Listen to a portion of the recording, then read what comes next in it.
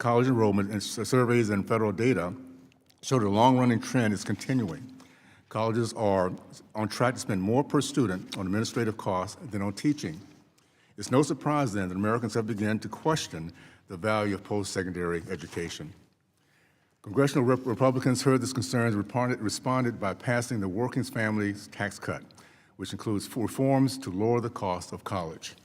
The Working Families Tax Cut simplifies student loan repayment plans from over 50 options down to just 2, a fixed mortgage style plan and a repayment assistance plan that provides targeted relief for borrowers in need.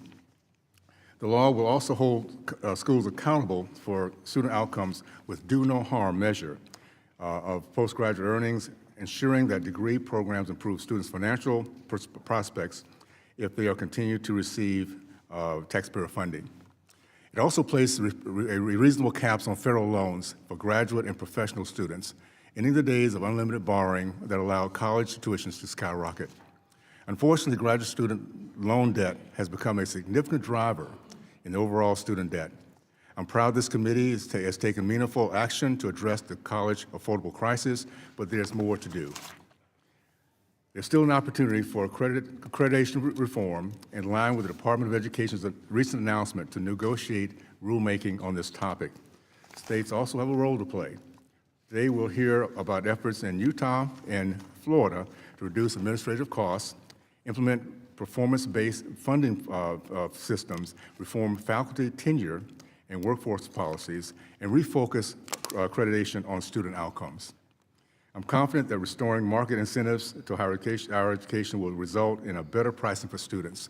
Every student should feel empowered to pursue an education that fits their goal and know that the degree they choose is going to be worth the cost. With that, I yield to the ranking member. Thank you, Mr. Chairman, and thank you to our witnesses for being here today. At this committee's first higher education and workforce hearing of the year, I'm glad we're starting by focusing on what is top of mind for Americans across this country, rising costs. And let me start with the facts. A college degree remains the surest path to the American dream. It's still the most reliable engine of economic mobility we have. College graduates earn more, experience lower unemployment rates, and are better positioned to support their families and contribute to their communities. The basic truth has not changed. What has changed dramatically, though, is the lack of state and federal investment in higher education. And that lack of investment has shifted the costs onto students and their families. From 1995 to 2025, the average published tuition and fees at colleges and universities have risen sharply, far outpacing wages, inflation, and household income. This is not a perception problem. It's a real problem for Americans in search of a better life. Families are being asked to pay more for each year for the same credential, even as they already stretched thin trying to survive. We all agree there's a college affordability crisis in this country. Where we disagree is on the solution. And we also need to be honest about what is and is not driving rising college costs. And my Republican colleagues will say that this is about administrative bloat, but the facts do not support that claim. Federal data show that students still far outnumber staff at colleges and universities, including at highly selective institutions. Faculty make up a significant share of employees, and many schools appear staff-heavy only because they operate hospitals, research centers, and public service enterprises that serve communities far beyond their enrolled students. When those roles are properly accounted for, the idea that colleges are overrun by administrators simply does not hold up. Rising college costs are not driven by too many advisors, financial aid counselors, or student support staff. They're driven by decades of public disinvestment that have shifted costs onto students while basic expenses like housing and food and transportation continue to rise. Cutting staff does not make college more affordable. It makes it harder for students to stay enrolled and finish their degrees. My colleagues on the other side of the aisle increasingly argue that higher education is a luxury, that students, particularly low-income and first-generation students, simply shouldn't pursue if they can't afford it. Instead, they're told to go learn a trade or to attend lower quality institutions with poor student outcomes, including for-profit schools with troubling track records. So let me be clear, the solution to the college affordability crisis cannot be that quality higher education is reserved only for the wealthy. We cannot accept a system where opportunity depends on zip code, family income, or whether your parents went to college. Telling students to lower their aspirations is not a serious policy response, it's a failure of leadership. And the affordability crisis does not exist in a vacuum. Americans are struggling to afford basic necessities, including groceries and housing, child care, utilities, and health care. These pressures directly affect students' ability to enroll, persist, and graduate. Even when students arrive on campus, a recent survey found 3 in 5 experience food or housing insecurity. So when we factor in access to transportation, child care, technology, and mental and physical health care, the number of students facing basic needs insecurity jumps to 3 in 4. Yet instead of addressing these realities, recent policy choices have made them worse. Republicans continue to make food cuts to food assistance, slash Medicaid, contribute to rising utility costs, and freeze child care funding, which all undermine economic security and, by extension, college access. And we also need to be honest about what's driving rising college costs. Republicans today will argue that colleges should lower costs by simply not investing high-quality faculty and administrators like career counselors and academic advisors who help students reach the finish line. The spending is not the root cause of high tuition. In addition to stagnated state and federal investments, unchecked privatization and for-profit colleges have targeted low-income students, often leaving them with high debt and low-value credentials. Students from the lowest income are twice as likely to enroll in for-profit colleges, and too often they pay the highest prices. And finally, we can't ignore the elephant in the room.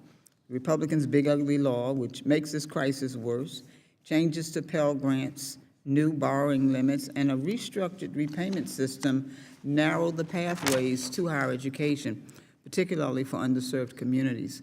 These reforms risk turning college into an expensive privilege rather than public good.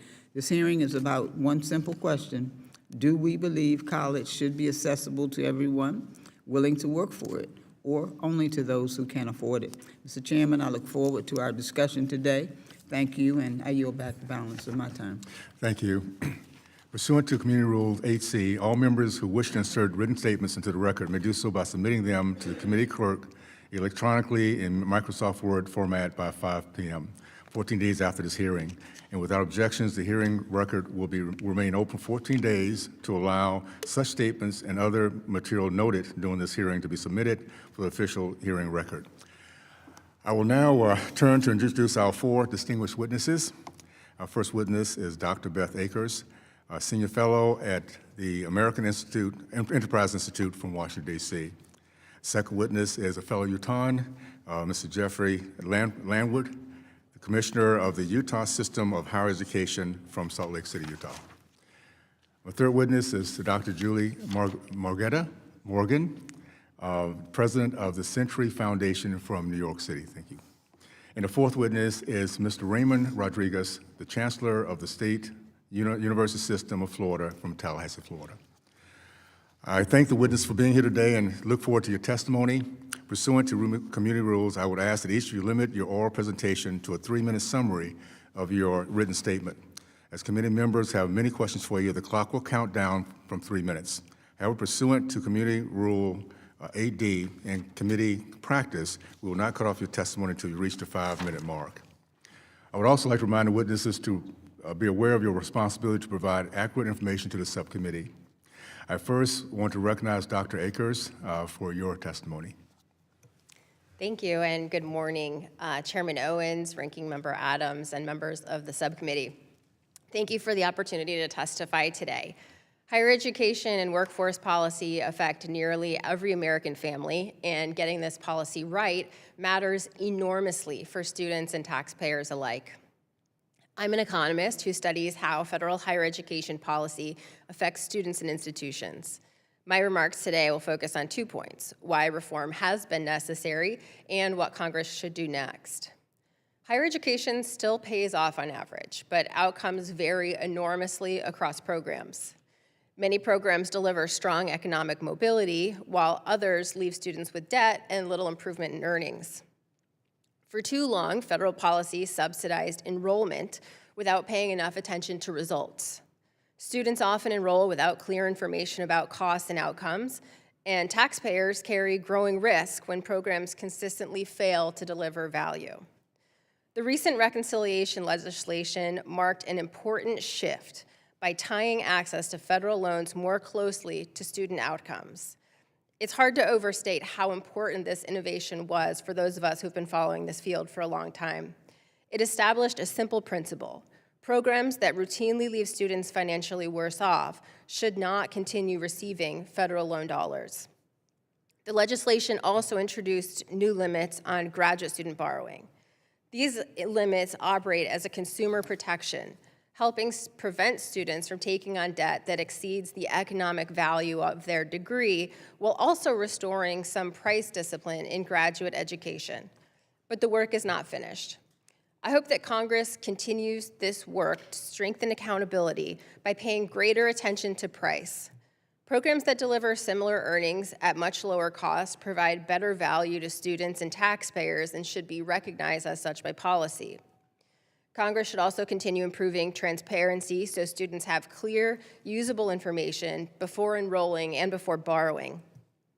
That includes ensuring students receive standardized, easy-to-understand financial aid offers and have access to program-level information on costs, completion rates, post-enrollment earnings, so they can make informed decisions before taking on debt. The question before Congress is whether federal policy will continue rewarding enrollment alone or increasingly reward results that matter to students and taxpayers. The reconciliation legislation showed meaningful progress in that direction. Building on that progress can help ensure post-secondary education consistently delivers on its promise. Thank you, and I look forward to your questions. Thank you. I will now recognize Mr. Landwehr for your testimony. Thank you, Chairman Owens, Ranking Member Adams, members of the committee. Thank you for the opportunity to testify today. I am here before you on behalf of the Utah Board of Higher Education to discuss one of our most urgent priorities in Utah, keeping higher education affordable and accessible, while ensuring it delivers real value to students, taxpayers, and the workforce. Higher education remains essential to economic mobility, civic life, and national competitiveness. Yet for too many families, the rising cost of college has created the perception that higher education is out of reach. Over the past 50 years, tuition and fees at public four-year institutions have risen nearly 3 times faster than inflation. If left unaddressed, this trend threatens access, public trust, and long-term workforce development. The causes of rising costs are complex. They include macroeconomic forces such as increased demand for credentials in a knowledge-based economy, rising costs of labor-intensive services. They also include institutional pressures, mission creep, regulatory burden, duplication of programs, expanded student services, and intense competition for enrollment. No single factor explains the problem, and no single solution will fix it.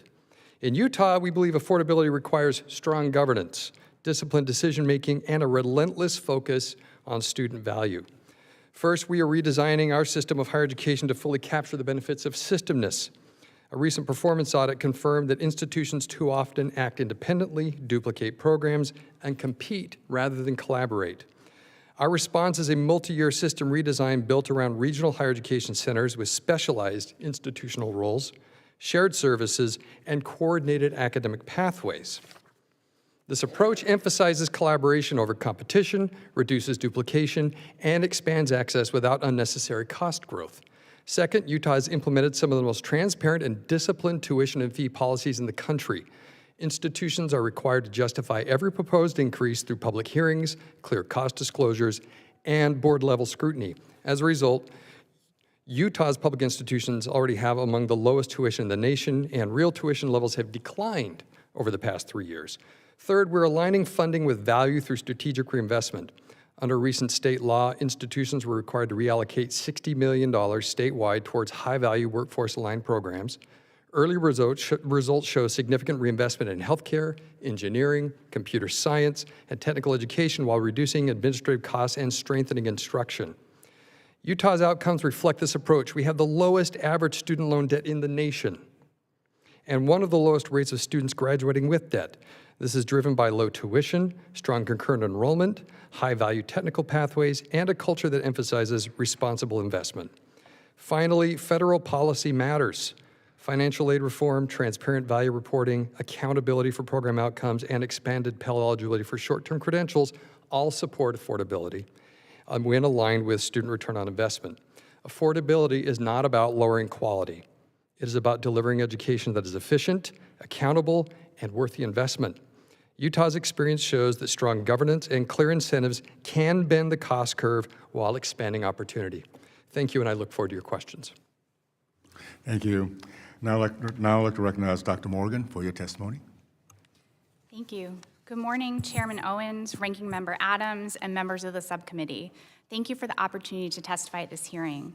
The cost of college is simply too high for most families to afford. Tuition and fees for undergraduates this past year were almost $12,000 for an in-state public college student, $4,000 for a community college student, and more than $43,000 for a private nonprofit, and that's not even including room and board, books, and other expenses. For millions of students, the only option to afford an education is to take on mountains of debt. Total federal student loan debt stands at nearly $1.7 trillion, with the average federal student loan burden just under $40,000. Under the Trump administration's watch, an increasing number of borrowers have struggled to repay their loans, with an astounding 1 out of every 4 borrowers currently delinquent on their loan. Unfortunately, the prospect of higher education has become a catch-22 for families across the country. Making a safe, secure living too often requires education after high school, but getting that degree requires taking on enormous debt and financial risk that could leave them worse off. The Century Foundation's own research found that people without a college credential are living in a different, harsher economy. They're twice as likely as their college-educated counterparts to skip meals or medication due to cost, twice as likely to report being late on their bills, and far more likely to turn to debt to cover their expenses. Higher education was expensive before Donald Trump came into office, but actions taken by his administration and by Congress have made the situation far worse. First and foremost, in the last year, the Trump administration has driven up daily costs from utilities to healthcare to school supplies, so much so that Americans are forced to make impossible trade-offs between putting food on the table, keeping their lights on, and getting the medical care that they need and deserve. I know the president has called the issue of affordability a hoax, but for countless families across the country, this pain is real. Congress's decision to gut Medicaid and SNAP to pay for massive tax cuts for the wealthiest Americans only deepened that pain, as did its decision to stand by and watch health insurance costs skyrocket. Now, 3 in 10 Americans are delaying or skipping medical care due to cost. 1 in 3 people are skipping meals due to finances, and millions of Americans are behind on their utility bills. Nearly 40% of working class people are relying on short-term debt like buy now, pay later to cover their bills. Second, H.R. 1 has created a huge vulnerability for public higher education that is already driving up tuition prices in many states. H.R. 1's cuts to Medicaid and SNAP have put immense pressure on state budgets, and as states scramble to fill those gaps, we are already seeing them cut appropriations for public higher education, leading to tuition increases. Several states have slashed higher education funding or raised prices, and unfortunately, I expect we'll see more in the coming year. Third, Congress and the Trump administration have drastically increased the cost of student loans, both for current and future borrowers. H.R. 1 eliminated income-driven repayment plans, including the SAVE plan, replacing them with a skimpier single plan that puts borrowers at higher risk of default. That change alone will cost many borrowers between $2,800 and $4,800 per year. H.R. 1 also placed borrowing limits on certain federal loans, creating new and lucrative opportunities for the student loan industry. Major private lenders like Sallie Mae, Navient, and SoFi lobbied for these limits, and they're standing ready to extract profits from students. As SoFi told its investors, their company would be very happy to step in for the government and would absolutely capture that opportunity. Finally, the Trump administration has opened the door to predatory education programs and student loan servicers by taking the cops off the beat, sidelining the Consumer Financial Protection Bureau, and eliminating the units at federal student aid in charge of enforcement. While there are many actions that Congress can take to undo this damage, I urge you to focus on using the big levers that the federal government has to make real change, not incremental tinkering around the edges or clever programs that make good headlines in trade publications, but no difference in family budgets. We need change that families can actually feel, change that makes life more affordable for all Americans. Thank you, and I look forward to your questions. Thank you. Lastly, I'd like to recognize Mr. Rodriguez for your testimony. Good morning, and thank you, Chair Owens. I bring greetings from your hometown of Tallahassee. Also, good morning, Ranking Member Adams and members of the subcommittee. I would be remiss if I did not acknowledge my former colleague in the Florida House, Congressman Randy Fine, who during his time in Tallahassee was always willing to tackle tough issues in education. So I'm pleased to see you're serving on this committee. In October 2025, the Pew Research Center conducted a survey, and in that survey, 7 out of 10 Americans responded that they thought higher education was on the wrong track. 8 out of 10 expressed concerns around college affordability. In Florida, our state university system serves 431,000 students over 12 institutions, making it the second largest in the country. For the last 15 years, we have been on a path of reform, and that path has taught us 3 lessons I'd like to share with the subcommittee today. The first lesson is that change is possible. During the Great Recession from 2008 to 2013, Florida cut its higher education appropriations by 43%. That was nearly twice the national average during that time period of 23%. During that same 5-year period, we raised tuition 86%, which was the highest in the country and well above the national average of 39%. 2013, we came out of the Great Recession in Florida. And in Florida, we did something different. We embraced performance-based funding, which is funding based on successful student outcomes. We knew that that would bring in accountability, and this was our second lesson, is that accountability works. Since we've implemented performance-based funding, we have seen significant student success. Our academic progress rate is up to 90%. Our 6-year graduation rate is up to 76%. Number 1 in the country. Our 4-year graduation rate's up to 60%, number 2 in the country. And our post-graduation employment rate is up to 74%. The third lesson we learned is that student success can drive affordability.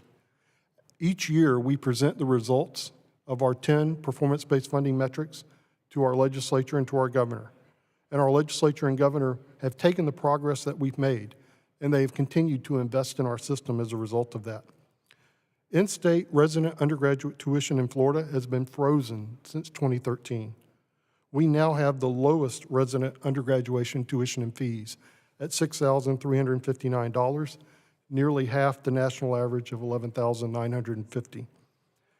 Important for us is that at the end of spring semester, a student can leave, and if they're willing to work full-time during summer, even if it's a minimum wage job, they can earn enough over the summer that before the fall semester begins, they will have earned enough to pay both their fall and spring tuition and fees, making us one of the last systems that you can work your way through.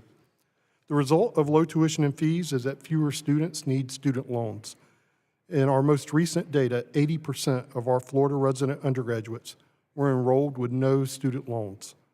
Accountability, transparency, and affordability have transformed our system in our pursuit of academic excellence. We continue to reform in other areas as well, such as containing administrative growth, post-tenure review, eliminating indoctrination, and creating transparency tools for families like My Florida Future. In closing, I commend Congress for passing the Working Families Tax Cut Act. For the first time, the federal government has introduced accountability measures around student outcomes. Florida is proof positive that accountability in higher education works, and I look forward to taking your questions. Thank you. Under Committee Rule 9, we'll now ask questions to witnesses under the 5-minute rule. I'll recognize myself for 5 minutes. First of all, I had a chance to go through all your testimonies, and I'm very impressed. Thank you so much for taking the time to do that. It's going to add a lot to our conversation and how we move forward. Ms. Akers, in your testimony, you mentioned in the past we rewarded participation at whatever cost. I'm going to paraphrase. When moving forward, we're going to reward outcomes that matter to the student, worker, and taxpayer. That's a remarkable way of approaching this. What are your thoughts on the Working Families Tax Cut capping federal students' loans for graduate and professional students? I think this is a tremendously important move for consumer protection. We've been talking for a decade now about student borrowers being victims of this system that does not have any underwriting, that does not help them discern whether debt will be affordable for them to take on. The limits put in place, reasonable limits, to bring in line the amount that people are borrowing with what they can anticipate to see as a return from those degrees. Thank you. Mr. Landward, let me just say, coming from Utah and also growing up in Tallahassee and keeping up with that, there's a culture that we're seeing in both states. It's one of collaboration and, more importantly, keeping the student first, not the institution. So I want to applaud you both for making that happen. We know that confession about confusion about how much college education costs can cause students to make poor decisions about their higher education options, and to be a major barrier for students considering postgraduate education. How does Utah require institutions of higher education to be transparent about the tuition policies? Thank you, Chair. In Utah, we feel an obligation because we are so highly supported by the state legislature, and because of the investment that the state makes. We have an obligation to ensure not only that we're putting downward pressure on tuition, but those who are reaping the benefits of this investment understand the nature of the investment. And so in Utah, we require, first of all of the institutions to hold public hearings and advertise those hearings with the students on campus in multiple venues to ensure they have an opportunity to come and hear what is the tuition paying for. If there is an increase, what is that increase going to pay for? How is it going to benefit the students? And then take that information and feedback and then make a recommendation to the Board of Higher Education. We take an opportunity to scrutinize all of those disclosures. And we also require them to provide us alternative scenarios. In other words, saying instead of raising tuition, what would it look like if we reduce the tuition that you're requesting to this level? Or what would it look like at zero? Please give us those scenarios, and then to push back on those to ensure that they're uncovering every opportunity to find different ways to pay for the needs for these increases. I mean, that kind of public disclosure helps ensure that not only students understand what the tuition is paying for, but also that our institutions understand that they have to justify every increase to ensure that it's going to provide value to those students. Thank you. Mr. Rodriguez, Florida is the lowest resident undergraduate tuition and fees in the nation. What policies have been key to keeping college affordable without compromising educational quality? The performance-based funding measures have prioritized student success. The student success measures have given our legislature and our governor the confidence to continue to invest. Each year, those metrics are reported, and we can demonstrate to the legislature and to the governor the connection between their investment in our higher education and the success of our students and how that contributes to the overall economy. Because our metrics are focused around student success, they understand the academic excellence that our students are receiving. That spurs further investment. Thank you. I just want to say, again, thank you for prioritizing the students first in the state institution, and we're starting to see that's a great model for the rest of the country, and I'm looking forward to them seeing that. So that being said, I'm going to now recognize the ranking member for her question witnesses. Thank you, Mr. Chairman. Thank you again to our witnesses. Let me turn to Dr. Morgan. Dr. Morgan, public colleges remain the most affordable option for students, especially low-income, first-generation, and working students, but that affordability has increasingly been preserved by shifting costs onto students rather than sustain a public investment. So can you explain how state funding for public colleges has changed over the last few decades, and how those shifts translate directly into higher tuition and fees for students from a policy perspective? Why is sustained state and federal investment in public colleges one of the most effective ways to control costs without sacrificing quality or access? Absolutely. So I'll just start by saying, public colleges and universities are really the backbone of our higher education system. This is where about 70% of individuals are going to school, and it's incredibly important to keep them accessible and affordable for all students. Traditionally, state appropriations have been the way that we have done that. So the combined mix of appropriations from state government and grant aid from the federal government have allowed students to attend public colleges at a very affordable rate. However, we've seen over time that when state budgets are squeezed, one of the first things to go is investment in public higher education. And as those state appropriations shrink, tuition goes up. And that's partly why I'm particularly concerned about what we've seen in H.R. 1, which is going to put that kind of pressure on state budgets and increase tuition costs for students. Thank you, ma'am. The millions of borrowers are struggling with delinquency and default, not because they were irresponsible, but because the cost of college and the cost of living outpaced the wages. So what does the evidence show about how student loan default affects borrowers' financial stability, including credit access, housing, and unemployment? And looking ahead, what policies are most effective at preventing default before it happens, and what should Congress be doing now to support borrowers who are already distressed? Yeah, delinquency on student loans has incredible negative effects on people's lives. There's both the punitive effects of the way that we collect student loans through wage garnishment and other measures in the federal student loan program. And there's also the effect of having a defaulted student loan on people's credit reports, which can, of course, impact their ability to get credit. But I think people don't always understand that it also impacts their ability to get a job, to get housing. So this can be really crushing for students and for borrowers. I think, when you think about what the federal government can do here, as a former employee at the Department of Education, what I saw was that shift from delinquency to default is really the barrier where we want to focus our attention. If we can keep people in repayment on their student loans, we can keep them afloat, and we can keep them out of the default kind of bucket where it's incredibly difficult to pull them back out. So I think this is where income-driven repayment plans really become important. Thank you. The Century Foundation has played a critical role in documenting and evaluating the chronic underfunding of historically black colleges and universities. I look forward to seeing that advocacy continue. I had the opportunity to work closely with Denise Smith during the HBCU Brain Trust last semester. I've taught 40 years on an HBCU campus. I went to a public university myself, but based on that work, why have public HBCUs continued to receive unequal treatment by their states, even after decades of legal settlements and federal attention? And how does that underinvestment show up for students in concrete ways? Yeah, I really want to thank you for your advocacy on this issue. It's an issue that has been incredibly important to the Century Foundation because it's important to people in this country and to creating equitable access, not just to higher education, but to jobs.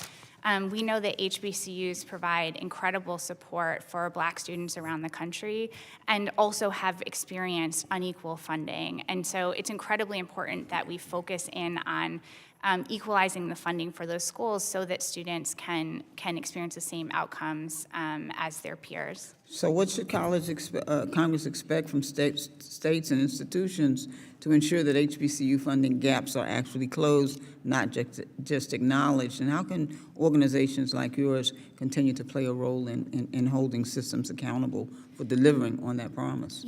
I think we need to persistently put the data in front of our leaders, not only at the federal level, but at the state level, to make sure that they can't walk away from these gaps that they've created and that they've allowed to foster over decades. To me, that kind of advocacy is really important from an organization like Century, and I appreciate the advocacy that we had from you and others in terms of the impact that has on students. Thank you very much. Mr. Chairman, I'd like to put in the record the College Investor article, administrative bloat is false. Without objection. Thank you. Thank you very much.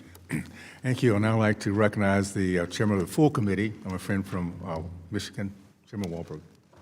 Thank you, Mr. Chairman, and thank you for having a great panel here today. And panel, thank you for being here. It's great to have a panel that is an actual showcase of what happens when you focus on accountability and responsibility for outcome, as opposed to just throwing money at it. as we've done for the past number of years, with more government loans, which has exacerbated the cost of college education because there's no limit to what the government can give. The private sector will hold accountable. And so to see states that are focusing on accountability and responsibility for outcome, thank you for having them here, and it's good to see your state represented well from Utah as well as from Florida.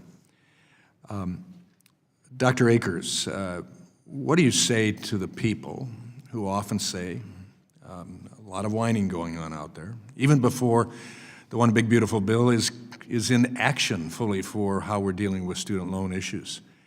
But the people who are concerned that graduate student loan limits will impede college access. Graduate student loan limits are critically important to ensure that people are not continuing to take on amounts of debt that are unaffordable based on what they're likely to earn in the future.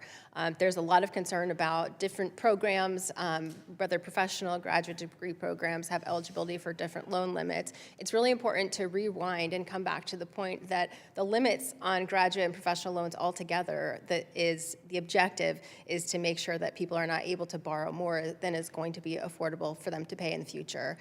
Yes, giving people piles of money with unlimited access to credit will create more access, but the question is access to what? I think it's critically important that we're ensuring access to high-quality programs, to programs that can deliver an economic return that's on par with the amount that people are able to borrow. Yeah, thank you. I agree.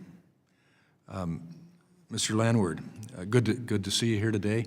Miss seeing you in Utah, in Salt Lake City at the great roundtable that our chairman had out there, but you were well represented, and thank you for that.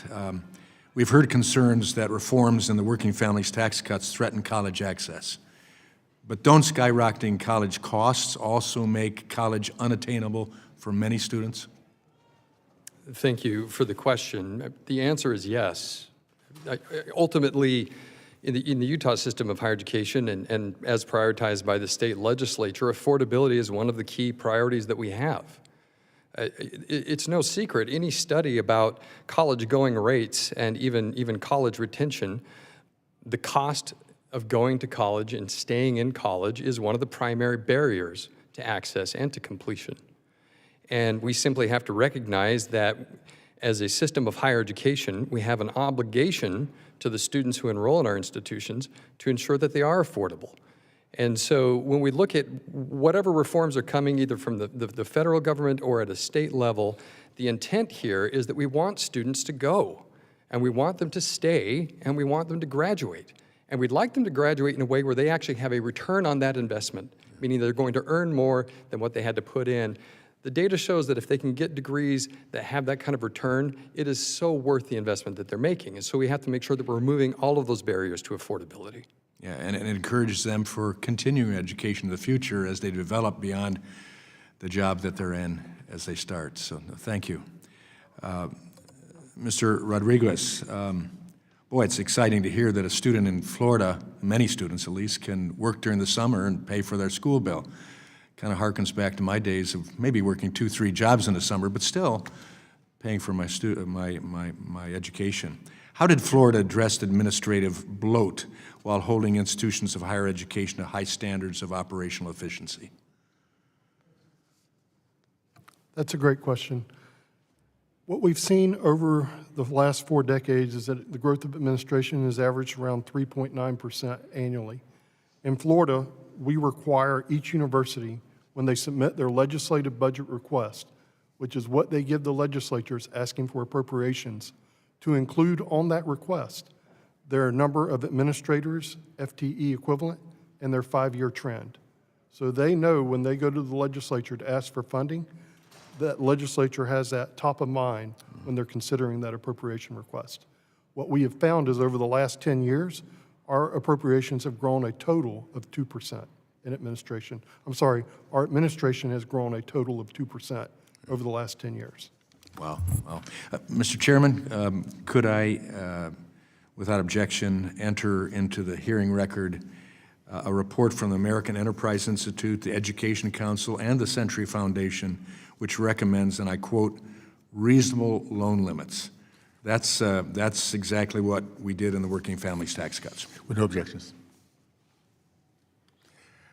Okay, I'd like now to recognize my good friend from California, Mr. Matacono. Thank you, Mr. Chairman, and thank you to the witnesses for being here. Chairman Wahlberg, the premise of his line of questioning was that private markets will correct bloat and bring down college costs. With the passage of the Republican budget bill, H.R. 1, Republicans laid out their vision for higher education clearly. They believe that college costs will be lowered through privatization, deregulation, and competition in the free market. Dr. Morgan, what do we know about college pricing and student outcomes in the for-profit sector? Thank you for the question. So we know that college pricing in the for-profit sector is meant to maximize profits for shareholders rather than provide an affordable education for students. And so what we see in the for-profit sector is high prices, high levels of debt for students, and very little spending on instruction. So more often than not, we're seeing students who are getting a very high-priced education that provides very poor outcomes in the labor market and in terms of their student debt repayment. So in this case, does relying on a free market competition-based model effectively lower tuition? These colleges are not competing on price for students, right? They are competing for access to federal aid dollars. They're competing for access to profits. And there doesn't seem to be any attention to this particular sector in H.R. 1 or among your counterparts at the table. No, in fact, H.R. 1 has very little attention to the issue of affordability overall, and in fact works in the opposite direction. It's increasing costs on families across the board, which is making it harder for them to afford higher education. Thank you. Republicans seem to be operating on the theory that an increase in federal financial aid available to students leads to an increase in tuition for all. Dr. Morgan, in which sector of higher education has this theory been shown to be true? Public higher education, private higher education, or in the for-profit sector? So the studies that I've reviewed have showed that in the for-profit sector, when there's an increase in financial aid, we see a corresponding increase in tuition prices. And that is, I believe, driven by this profit motive. They are looking to suck in as much federal financial aid as they can. So an increase in financial aid has not been demonstrably been shown that for increases in public higher ed or in private higher education, but mainly in the for-profit sector. No, certainly not to the same degree as the for-profit sector. I think the other thing to remember here is that even if federal financial aid were driving up tuition prices, the idea that simply limiting federal aid would somehow bring down tuition prices is a fallacy. What we're seeing is the creation of a gap between federal student loans and tuition prices that families are having to fill by turning to the private market for private student loans. So H.R. 1 capped how much students could borrow in federal loans, limited student eligibility for Pell Grants, and fully replaced the student loan repayment system with one that is ultimately much more expensive for borrowers, changes which all increasingly pushed American students toward the private loan market. Dr. Morgan, will the changes made in H.R. 1 safeguard students against defaulting on their loans or exacerbate the risk of default? They are certainly going to exacerbate the risk of default. I think in particular, the dialing back on the income-driven repayment plans available to people to give them a less generous option puts students at risk of default, but also shifting them over to the private market for loans puts many, many students at risk of default, and it puts them at risk of default on a loan that is more predatory than what they would have gotten in the federal system. So my Republican colleagues say that greater privatization in higher education will protect the American taxpayer from subsidizing student loans. But without corresponding protections for student borrowers and accountability measures, the private markets will have free rein to treat these students like piggy banks. Dr. Morgan, we are accelerating American students towards the brink of a massive default crisis at a breakneck speed. What will a default crisis ultimately cost the American taxpayer? I can't put an exact figure on it, but I just really want to emphasize that this is the crisis in defaults and even just in delinquencies isn't just an impact on the individual borrower, it's an impact on the economy as a whole. It inhibits people's job mobility, it inhibits their ability to get housing, and it inhibits their ability to consume, which is what powers our economy altogether. So this is really a crisis that we all need to be paying attention to, and that's happening right under our nose, even in the federal student loan program. I'm afraid to say that my Republican colleagues want to take a victory lap today, but I want to warn all Americans that these policies that they have embedded in H.R. 1 are going to create a default crisis that will leave every American footing the bill. I yield back. Thank you. I'd like now to recognize my good friend from North Carolina, Ms. Harris. Thank you, Mr. Chairman, and thank you to all of you on the panel for your testimonies here and your written testimonies that I enjoyed reading. Dr. Akers, every year, millions of high school seniors face one of the most significant and difficult decisions of their lives: what comes next after graduation.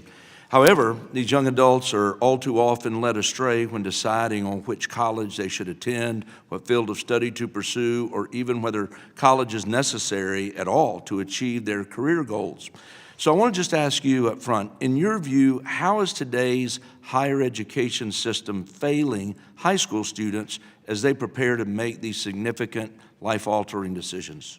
I'd say the primary way in which the system is failing students is that we are not delivering on the promise of opportunity. On average, higher education is delivering opportunity in spades, but there are plenty of programs out there that are allowed or have been allowed to continue to receive funding through federal programs that are consistently delivering students not into good economic opportunity. So I would say the variation that we've seen historically, hopefully, which will now be stopped by the implementation of the reconciliation legislation, has been the significant failure for students.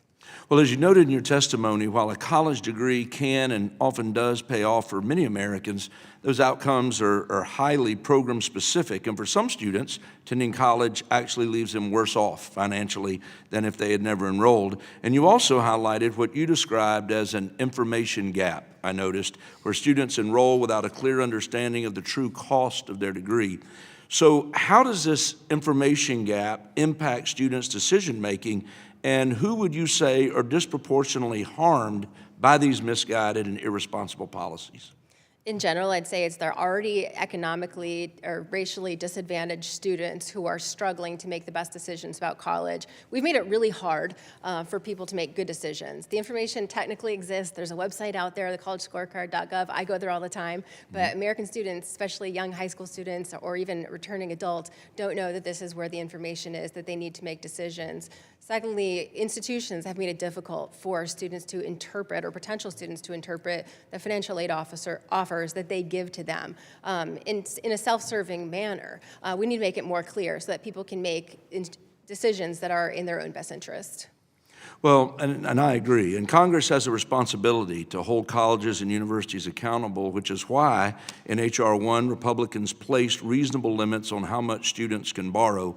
I will ask you one more. In your expert opinion, how will these reforms not only help rein in rising college costs, but also increase accountability in higher education by ensuring institutions prioritize value over volume when offering degree programs? For the first time, this legislation puts in place standards that says to an institution, if you are not delivering your graduates, your students, into better economic circumstances than where you started, we do not want you in the federal lending program. That is a tremendous win, both for individual students and for taxpayers. Layer on top of that what I think is a really important protection for graduate students.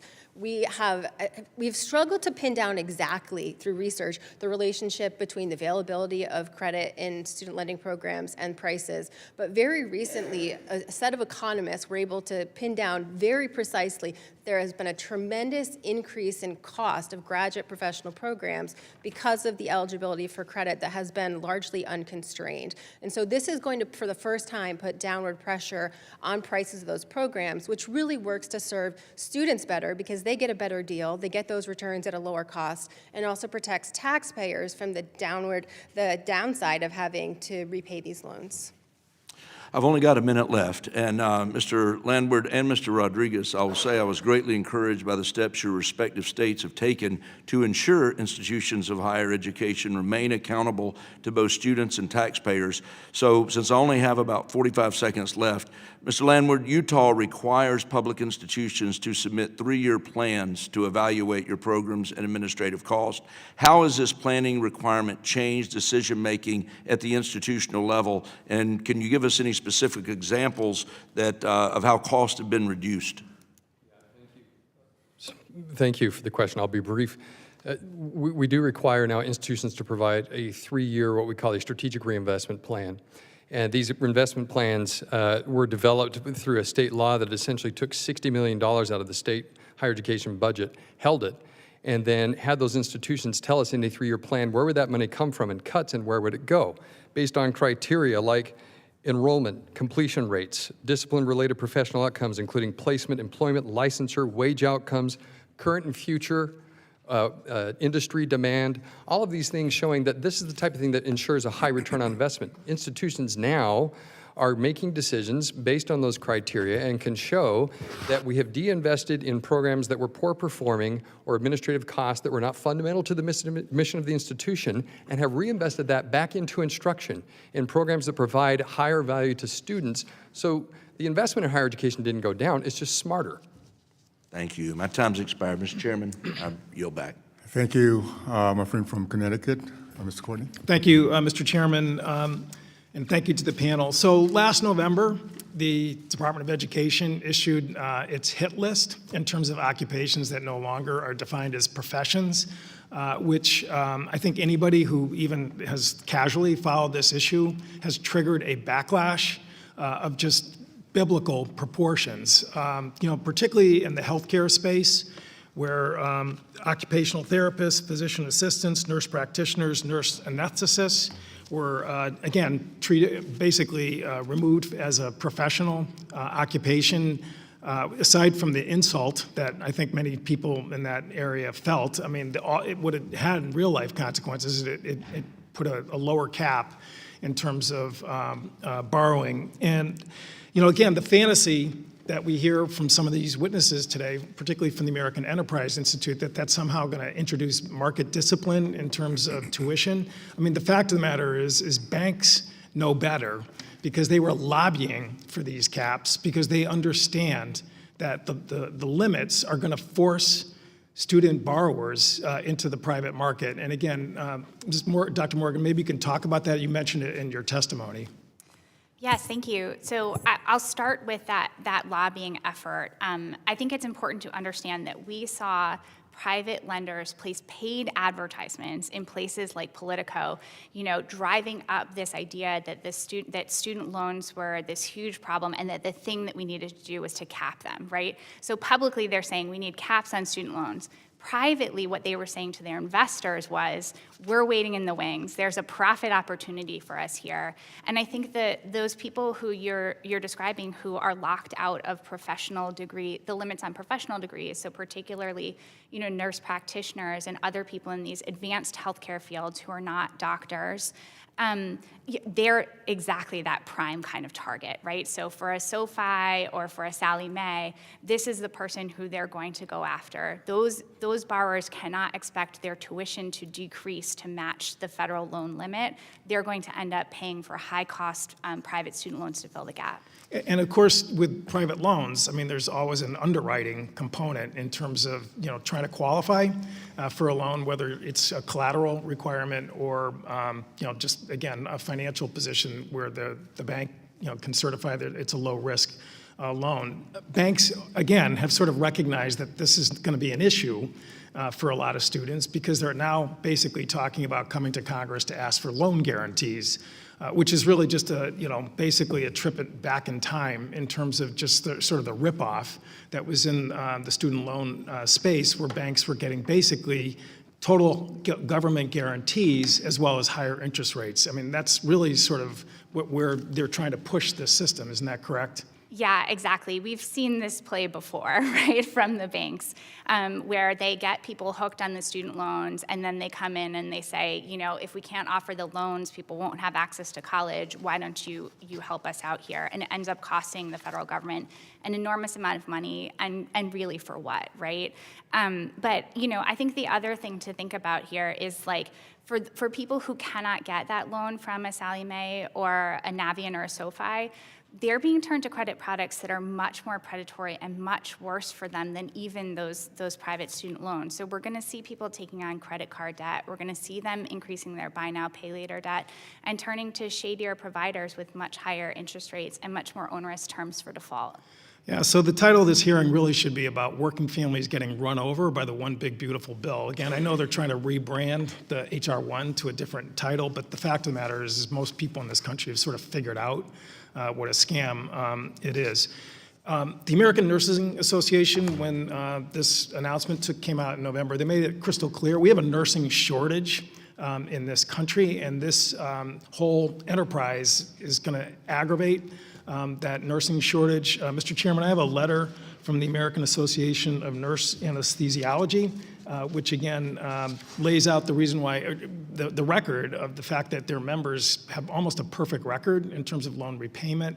And again, the qualifications are highly stringent. They do incredibly important work. I just had a knee replacement in December. The anesthesiologist did a great job, and I really appreciate that. Again, I would ask that it be entered into the record. And I would also note that on January 29th, the comment period started for people on this new rule out of the Department of Education. Honestly, I think every member of Congress should be standing up for the healthcare providers, the caring professions, the fact that we have a shortage of critical people in our healthcare system, which is only going to get worse, is being aggravated by H.R. 1's loan caps that, again, are just going to, really hit one of the most critical sectors of our economy. Thank you. I yield back. Thank you. Now I'd like to recognize my friend from Florida, Mr. Fine.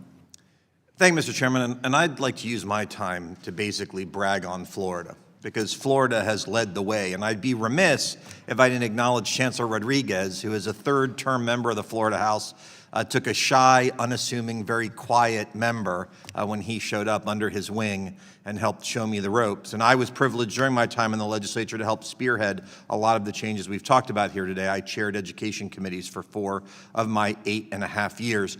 But while we've talked about loans, one of the things we have not spoken about in Florida is that in the state of Florida, every single student, everyone, if they work hard, has the ability to go to one of our state institutions for free. In the state of Florida, we offer free in-state tuition to every single student who gets an IB diploma, a Cambridge ACE diploma, or frankly, thanks to the hard work of my son, who's now a high school senior, a College Board AP capstone diploma. You get one of those, you go for free. That's no tuition, that's no loans. And we do that, I would note, with no state income tax either. That's why perhaps we're the #1 state university system in the country with the lowest tuition. So Florida shows how to do this. Now, one other way in which Florida has distinguished itself, and I am dealing with this right now as the father of a high school senior, is the safest place in the country for Jewish students to attend school. Little known fact, more Jewish students attend the University of Florida as a raw number than any other institution in the United States. More than any other. And part of the reason for that is a bill that I worked on when I was in the Florida legislature, and then House Member Rodriguez voted for. House Bill 741, which was signed into law by Governor Ron DeSantis almost 7 years ago on May 29th, 2019. A bill that required that anti-Semitism be defined and it be treated the same way in our institutions as racism. And so I'd like to take a minute to ask Chancellor Rodriguez to talk about if that bill has been effective in making Florida's institutions safe for Jewish students, and if that might be one of the reasons why more Jewish students go to the University of Florida than any other institution in the United States. Thank you for the question. I want to begin by addressing the first part of what you led with, which is what we provide students In addition to those scholarships, Florida's number 2 in the nation in financial aid that is awarded to students, and we're number 2 in merit-based aid as well through Bright Future scholarships, as well as the ones you've mentioned. It's played a big role in allowing the best of our state to remain in our state and go to school for free. In terms of your legislation, it was very important. After the events of October 7th, we saw demonstrations occurring in campuses across this country. While other states were struggling with whether the demonstrations crossed into the action of anti-Semitism, in Florida, we had a definition of anti-Semitism because of your bill. So in Florida, there was no ambiguity. We took the step of ensuring that First Amendment rights were protected. If students wanted to demonstrate, they could, but we regulated the time, place, and manner. Because we had a working definition of anti-Semitism, we were able to ensure that our Jewish students were not harassed, and we were able to ensure that none of the demonstrations impacted our classes or our common spaces like libraries that all students need access to. I would say that having the definition of anti-Semitism in statute played a key role in our success. As far as whether that has attracted more students, I do know if you look at applications coming from the Northeast to our system, they have gone up since the events of October 7th. I suspect there's correlation, but I don't have any data to support that. And as a father of a high school senior who applied, and I'm happy to note, successfully got into all 3 Florida universities he applied to, I can tell you it is stunning how competitive these institutions. I mean, I was shocked. There is not a single Florida state university that does not have competitive applications. There was a time when some of the lower ranked ones, anyone who applied who was qualified could get in. That is no longer the case at any of the 12. Last question, very brief. When I ran that bill, people were concerned about courts finding it unconstitutional. In the 7 years that it's been in effect, are you aware of any court cases that said that that bill has been unconstitutional? There have been none in Florida. All right, thank you. And look, again, Florida leads the way. I believe very strongly if every state just replicated what you are doing in Florida, we wouldn't have any of these problems that so many people want to talk about today. Thank you, Mr. Chairman. I yield back. Thank you. I'd like to recognize my friend from Oregon, Ms. Bonici. Is she out here? Okay. Ms. Grijalva from Arizona. Thank you. Thank you, Mr. Chairman. I am the proud parent of a freshman at the University of Arizona. And that affordability gap is real. We have a real problem with working families feeling like they can access higher education for their children. So I disagree with the statement that the chairman mentioned at the beginning saying, well, you know, people are questioning the value of higher education. No, we're questioning whether we can send our kids to school. Period. So regardless of how academically, you know, their prowess in classrooms, their support systems here, there, and whatever, some of the programs that I believe federal funds have really done right is programs like TRIO. And TRIO are the programs like Upward Bound, Talent Search, and Student Support Services that really help students who are first generation, students who are from families where if these programs weren't available, they wouldn't even know how to access loans. And so I think that those programs are important, and those programs are on the chopping block, and many state and local universities and community colleges have tried to figure out a way to continue to support these programs. So I want to recognize Arizona's TRIO professionals and the Western Association of Educational Support Personnel, work I saw firsthand literally just last week, whose 2026 training, Rooted in Purpose, Growing in Community, reflects the essential role of these federally funded programs and how they play in supporting these students that we're talking about, first generation, low income, and underrepresented students in our community colleges and universities. And while TRIO provides the advocacy and support these students need to navigate higher education, that support must be matched by secure financial foundation. The most effective way to lower costs for these students and their families is to invest in the Pell Grant. As the federal government's foundational investment in college affordability, Pell Grants help more than 7 million students attend and complete college each year. The evidence is clear. Need-based grant aid increases college enrollment and completion for low and moderate income students. Pell Grants are especially well targeted to those with the greatest financial need. 74% of recipients come from families earning $40,000 or less annually, including 34% of families earning $15,000 or less. As a result, the Pell Grant program serves as a powerful engine of economic mobility in communities across the country. Notably, 81% of Black students and nearly 3/4 of Latino students receive Pell Grants during their time in school. So, Mr. Chairman, I ask for unanimous consent to enter into the record an article that further details the impact of Pell Grant programs on college access and student success. No objection. Thank you. So students across America are struggling to afford college, not only because of tuition, but because meeting basic needs like food, housing, and childcare has become increasingly difficult. Recognizing these challenges, some institutions are responding with innovative supports for low-income students, including campus food pantries, emergency financial aid, childcare for student parents, flexible options for adult learners. Dr. Morgan, given that the maximum Pell Grant now covers less than 1/4 of the cost of attending a four-year public college, students are facing massive affordability gap even after receiving aid.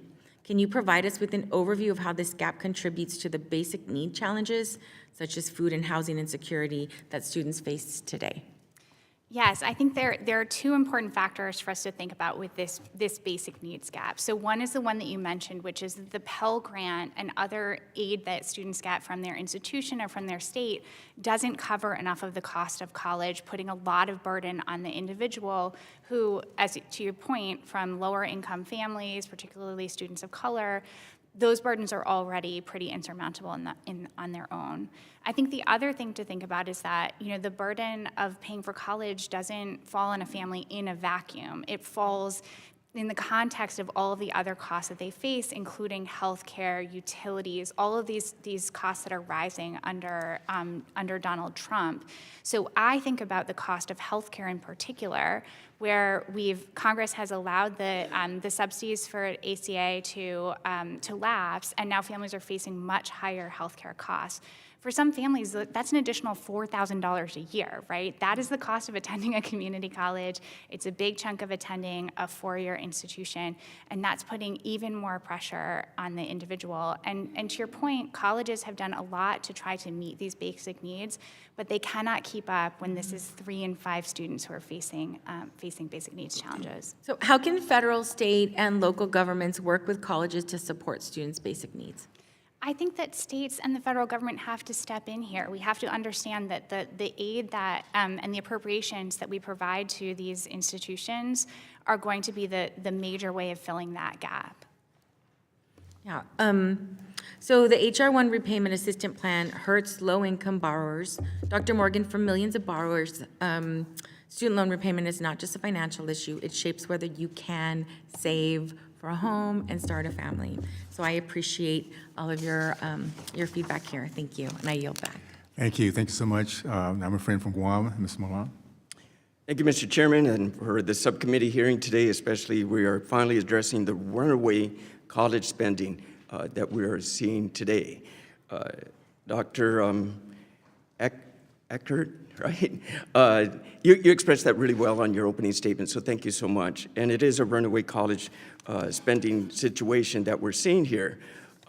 We have a study here provided by the U.S. Consumer Goods and Services and Wages, and it looked at the price changes from the year January 2000 to December 2025. They talked about housing. That was up 111%. They talked about medical care, up 140%. Child care, up 150%, 58%. And then college tuition, up 200%. The only thing higher than that was hospital services, but 200% from the year 2000 to 2025. It's a runaway, as we mentioned, what this hearing is about, is a runaway college spending. The issues are, now what are we going to do about it? And that's why we're addressing our tax bill here for the working families tax cuts. And we have some meaningful provisions to combat this rising cost of college. Mr. Landward, you mentioned a study done back in the 80s where the last time college costs kept up with the pace of median income was back in 1982. And so that's, Mr. Chairman, I'd like to enter to the record that we do have a Forbes article specifying that, stating such as it is, that the cost of living and college costs are just not staying together. I'd like to enter that into the record. No objections. Thank you, Mr. Chair. Mr. Rodriguez, you reminded me in your opening statement about what I went through going through college myself. I did have those part-time jobs, and I did, actually I joined the Army to help pay for my school, and it worked out quite well. But back then, it was 1986 when I graduated from college, and I still have friends that I believe are still paying for their student loans as well. That's over 40 years ago. And that's why it's important we're having this, and the House Republicans are working for lowering the financial barriers for all students in the states, but also in the territories. The territories, Guam, which I'm from, it costs us much more to get our professional's degree, to fly to the mainland to house our students there, and then also the airfare, of course, and then we're paying out-of-state tuition in addition to that. So compared to these price changes, it's enormous for the territories to try to get higher education, to travel to the states, and this is why this measure is important.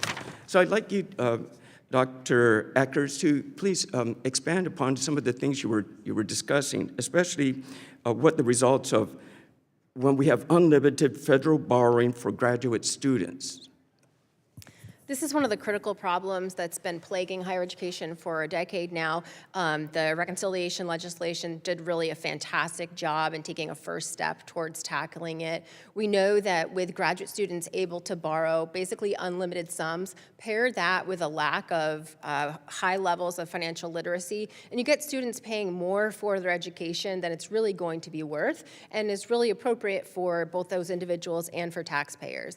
These new limits put in place limits that put downward pressure on institutions so that they can charge less, or they will charge less for these programs. And it also ensures that people are not going to be left with that overhang of debt to pay for their graduate and professional degrees that last well into their career. So it's a tremendous innovation, most critically as a consumer protection.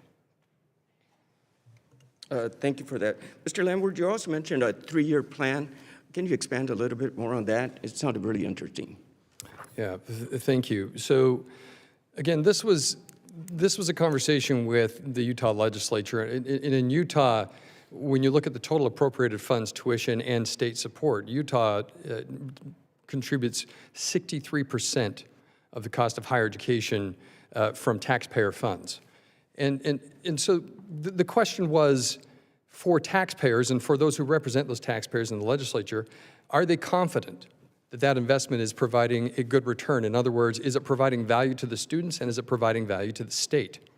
And so they asked us to take a look at all of the programs, all of our administrative costs, basically anything that is included in that cost that is passed on through tuition and taxpayer support, and say, can you make cuts in any of these areas? And as a reward for finding those cuts, will allow you to keep that investment from the state tax dollars, as long as it's going to an area where we're seeing a high return on investment for the state itself. And when you look at where those reappropriations went to, every single one of the schools in our system got all that money back from the legislature. It went to areas like healthcare, engineering, computer science, general education, business, technical education. These are all programs that have high enrollment, high completion, high return on investment for the students, and they also help drive our economy. Thank you so much. Thank you, Mr. Chairman. I yield back. Thank you. I'd like now to recognize my friend from Oregon, Ms. Bonamici. Thank you, Mr. Chairman, Ranking Member, and thank you to the witnesses. The cost of college is rising. That's clear. I hope my Republican colleagues can recognize that, as Dr. Morgan said, one of the reasons is the persistent disinvestment in higher education at the state level. My colleague from Guam mentioned something about 1982. Well, in 1980, which happened to be the year I graduated from college and started law school, 79% of the revenue for public colleges came from state and local funds. But by 2021, it had dropped to 57%. I wouldn't be here today if I didn't have the grants, loans, and work study that I got to work my way through 2 years of community college, 2 years of college, and 3 years of law school, with a very manageable amount of debt. And I'll tell you, work study was a great program. We need to enhance that. I've been working on that for a while. But we could also make a significant difference if we invested more at the federal level. It is not a lack of resources, it is a policy choice. Now, I want to talk about the H.R. 1, which I call a big ugly bill because I don't think it's beautiful. You know, I support Workforce Pell, but I want those Workforce Pell grants to be available to people who affirmatively want to go into workforce jobs, not as a backup for somebody who thinks, I really could do well in college, but I can't afford it. So first, we talked about this already in the committee. The H.R. 1 cuts Medicaid and SNAP, which is making it harder for families to pay for health care and groceries. And now states, as I know as a former state legislator, are trying to fill those gaps with their limited budgets, and students will pay the price. And yes, there's a working families tax cuts is part of the title of this hearing, but at the same time, all the other costs are going up because of chaotic tariff policies, not addressing things like affordable housing. So we're already facing those high costs for food, rent, healthcare, utility bills. But here's a point I want to emphasize. That big ugly bill gave ICE $75 billion, close to $75 billion, that's with the B dollars, and the Customs and Border Patrol almost $65 billion with the B dollars. That was a policy choice. It certainly wasn't mine. That doesn't sound so beautiful to me. In fact, it's been pretty catastrophic on many levels. I submit that if we had invested that $140 billion in education and economic development, instead, we would be far better off as a nation. I want to ask you, Dr. Morgan, how does a fully funded public university system contribute to the economy and the well-being of the country? Having a strong, robust public education system contributes not only to the ability of individuals to get ahead, but it also contributes to our communities and to states' economies as a whole. You know, our college and university system can be a driver of innovation. It can be a driver of workforce development and a way to handle kind of planning for the technological changes that are coming our way. But in fact, we're seeing the opposite in the country right now. You know, to your point, we're seeing investments in tax cuts for the wealthy, we're seeing investments in ICE, and we're ignoring these really critical parts of our infrastructure that help us prepare and build the kind of communities. I also serve on the Science, Space, and Technology Committee, which I've been running back and forth too, and I want to say that, you know, right now, a lot of people in our institutes of higher education who are getting degrees in sciences, they're being recruited by other countries. And that's a serious concern. And we have scientists and people who come to this country to study and learn. That's a benefit for us.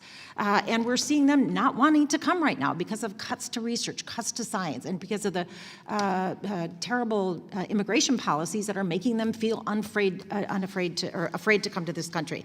So I also want to talk about eliminating the Graduate Plus loan program. And establishing loan caps on professional degrees. Many prospective nurses, we've heard a lot from nurses, I know as a bipartisan co-chair of the Bipartisan Nursing Caucus, they're concerned, teachers, social workers, that they won't get the financial support they need to complete their degrees. I'm not sure if Republicans thought that this would somehow force institutions to lower their tuition when they want to implement this, but it seems implausible in light of the myriad financial pressures that they already face. So, Dr. Morgan, how does H.R. 1 affect the ability of low-income students to afford nursing, medical school, and how will this affect access to affordable health care in the long term, especially in rural and underserved areas? And how should Congress reform graduate school funding to better serve and support students rather than eliminating graduate loan program and establishing loan caps? What would be a better alternative? This bill is going to make it much, much more expensive for people to pursue education in healthcare fields, and particularly for people who are left out of that professional degree categorization, which was a policy choice by the Trump administration to narrowly define professional degrees. So it's going to cost people a lot more money, but I think your question asks a larger question about what this means for our healthcare system. And if you look at H.R. 1 as a whole, it's putting our entire healthcare system at risk, right? We're making it harder for people to be insured. We're making it harder for people to be able to work in hospitals. And I think we're reaching a point where people are seeing that every time they walk into a doctor's office. I represent a lot of rural areas as well as urban areas, and the word I've heard over and over from healthcare providers and systems like the Hospital Association is catastrophic. Thank you, Mr. Chairman. I yield back. Thank you. I'd like now to recognize my friend from Wisconsin, Mrs. Kaufman. First of all, a couple comments. Everybody loves Workforce Pell because it sounds so good. One of the degrees that they made the pitch on in my area was truck driving, where they can go to tech school and learn how to drive truck. So I called some of my local trucking firms because I figured the law of supply and demand should be taking care of that. And sure enough, all of the ones that I talked to were already paying for the tuition, the trucking firm. So all we're doing with Workforce Pell is we're spending government dollars on a problem that was already being solved by the private sector. I don't know what anybody else called their trucking firms. And by the way, the same thing is true of advanced welding degrees. The companies were paying for it by their own, and now we got the government coming in, paying for something that the private sector was paying for anyway.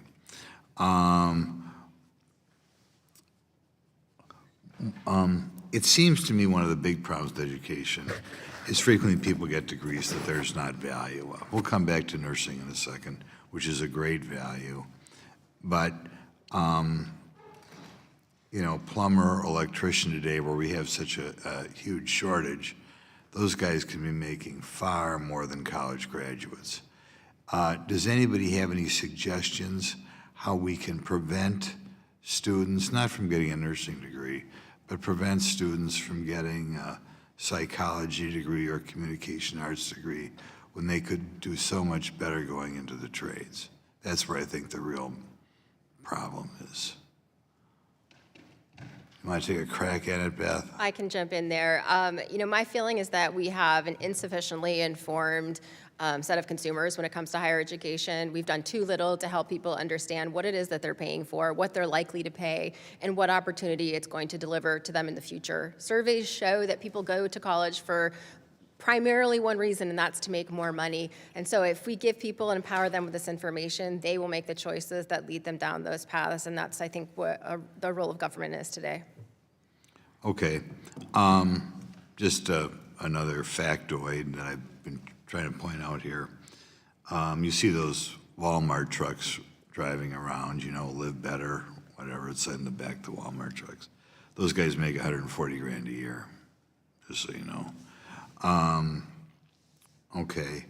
I think one of the reasons I want some of you guys to comment on it, well, first of all, I'll take a little bit of a shot at what we're doing here, because I had some people from the private colleges in my office the other day.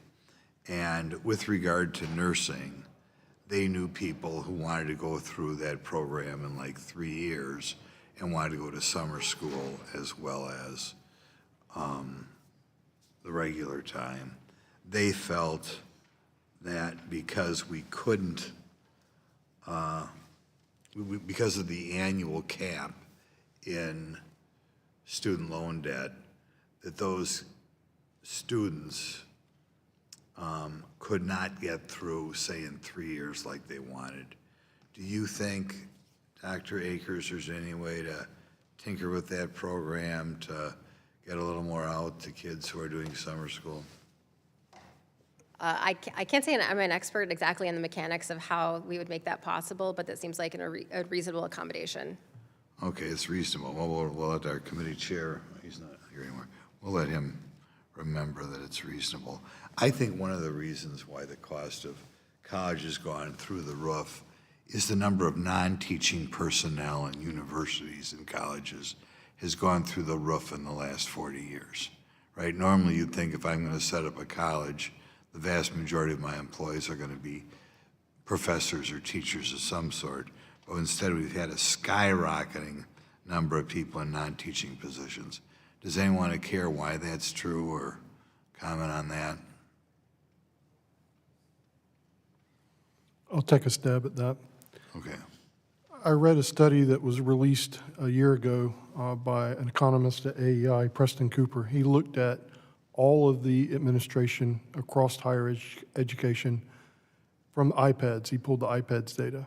And the big takeaway I took from his study is there's been tremendous growth in administration, but that tremendous growth is isolated to the top quintile. So for example, the institutions in the top quintile have about 161 administrators per 1,000 students, whereas the median across the country is 70. In Florida, we have 62 per 1,000 students. So I think what we're seeing is a significant increase. That increase is largely isolated to Ivy League Plus, and very prominent flagship institutions. But the vast majority of the institutions have had a very slow growth over that time. I'm not sure that it's right. You mentioned administrators, and one of the areas that I think is going up is counselors and those sort of people. But thank you very much for giving me another 10 seconds. Thank you. I'd like to now recognize my friend from Georgia, Ms. Macbeth. Thank you so much, Mr. Chairman, and thank you all for coming today. Thank you to each of our witnesses. I don't have any formal questions for you today, but I would like to say that the American people know that it has become far too expensive to simply get the skills necessary to provide a decent life for themselves and for their families. But the solution to that problem is not to cut federal dollars and to force students and families to make up the difference on their own with their savings or by taking out high-interest loans that they'll never be able to pay those back. The Republican reconciliation bill does nothing to really lower the price of higher education on the back end or help people keep more of their own money. All this does is shift more of the cost of school away from the taxpayer dollars that people have already paid towards money that they have saved on their own. People are going to pay more of their own money for school, while they pay the same amount in tax and get less in return from the government. Regardless of what you hear today, that truly is the truth. And I believe it's a major reason why the American people are so frustrated with their government. Instead of using tax dollars for schools and scholarships, instead of using the people's money for programs that really help them afford basics like daycare, prescription drugs, or any of the things that have gotten too expensive, this majority holds hearings and votes on bills to act like they are addressing these problems as they push policies that make these problems worse. Every Republican member of the House, except for two, voted to cut the Pell Grant and to take it away from part-time students who may be working or raising a family.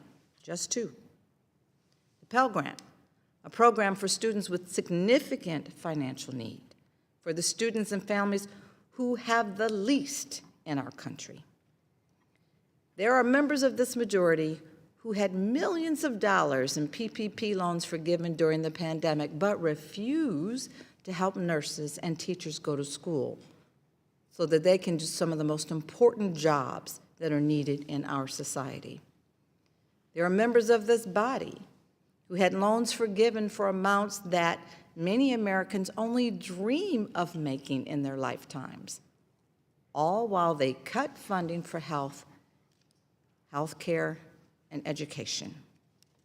Time and time again, Republicans ask the American people to listen to what they say, but please ignore what they do. To ignore the loans that they secure and forgive for themselves, while they ask everyday people to buckle down and make sacrifices. Before coming to Congress, I was a flight attendant for 30 years. So I know what it's like to be a single mom, and I know what it's like to struggle to make ends meet. But instead of doing anything to make life more affordable, like capping interest rates on loans, Republicans are making Americans pay more for something that is as basic as getting a decent job. At a time when Americans are looking for some breathing room to keep their head above water, this majority continues to support policies that squeeze them as much as possible. I would like to remind everyone that these are choices that this majority actively makes every single day. They choose to make life more expensive and increase the national debt that they claim that they care so much about. They choose to cut programs for disabled students, to cut grants and scholarships for the lowest income students and families in this country. The American people are tired of these broken promises. They're tired of being asked to give more and more and more of themselves while it gets harder and more expensive to acquire the skills necessary to just get a decent job and keep it. I yield. Thank you. I'd like to now recognize my friend from Missouri, Dr. Honor. Thank you, Mr. Chairman. And thank you to all the witnesses for appearing here today in front of this subcommittee. Last year, House Republicans and the Trump administration put an end to a government policy that exploded college costs, unlimited student loan borrowing. Before the passage of the Working Families Tax Cut Act, colleges were incentivized to raise the cost of attendance far beyond the pace of inflation because they knew they could count on the federal government to subsidize the increase. However, the job is not done. We can continue to make college more affordable by improving price transparency, something we need in many areas of the economy, including my own area of healthcare. I'm working with my friend from Kentucky, Chairman Brett Guthrie, on the Student Financial Clarity Act. Our bill creates a universal net price calculator and expands the college scorecard so students can compare costs, outcomes, and financial aid across multiple institutions.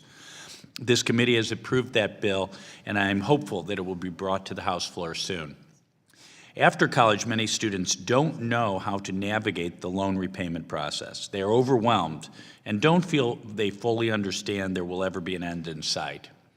They receive loan disclosures that are hard to understand. The disclosures should prioritize important personalized information, such as origination fees, interest rates, and early payment plans. But current law only requires lenders to give 3 disclosures: one at reimbursement, one before repayment, and one at disbursement, one at or before repayment, and one during repayment status.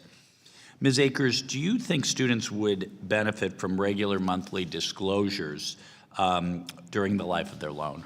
Absolutely. We know from research that students are not aware of how much they're borrowing even just months after signing their initial promissory note. So the system is really broken. This is in the interest of the institutions who don't necessarily want them to have at top of mind how much they're paying every semester. Yes. So it's something that we need to fix, absolutely.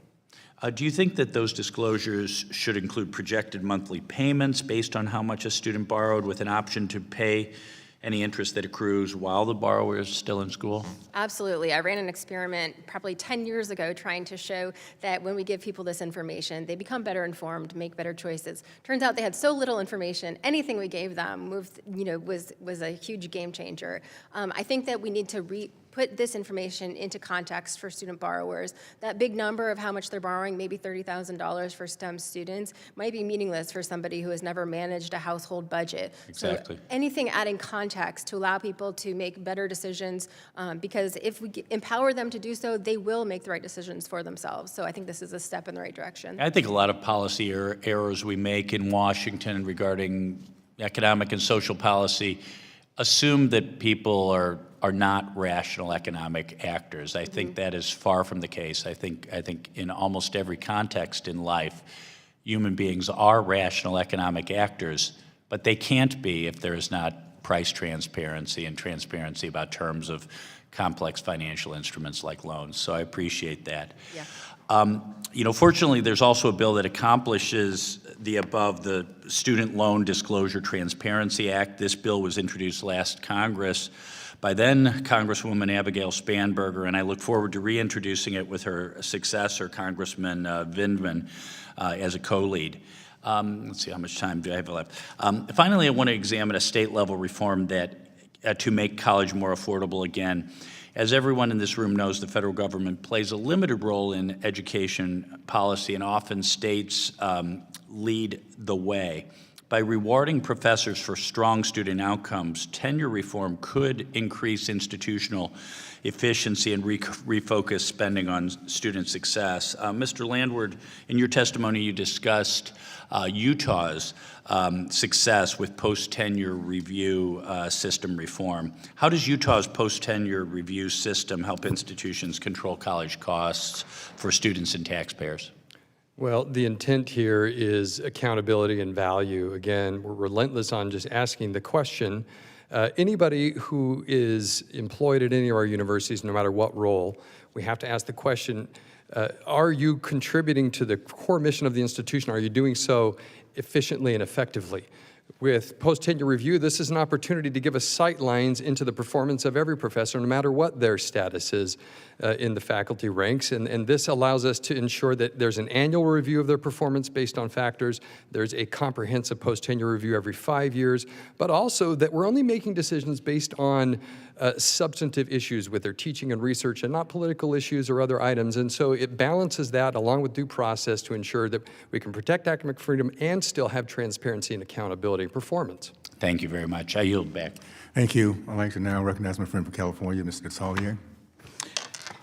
Thank you, Mr. Chairman. I want to thank all the witnesses. It's an important discussion. I appreciate it being here. In the discussion in this committee for the past year, we've had a lot of not very subtle sort of elites versus working people. And I'm reminded of my parents who were the first people in their families to ever go to college and how proud they were of that. My dad's dad was a cab driver in Lowell, Massachusetts, who ended up owning the company but never went to college.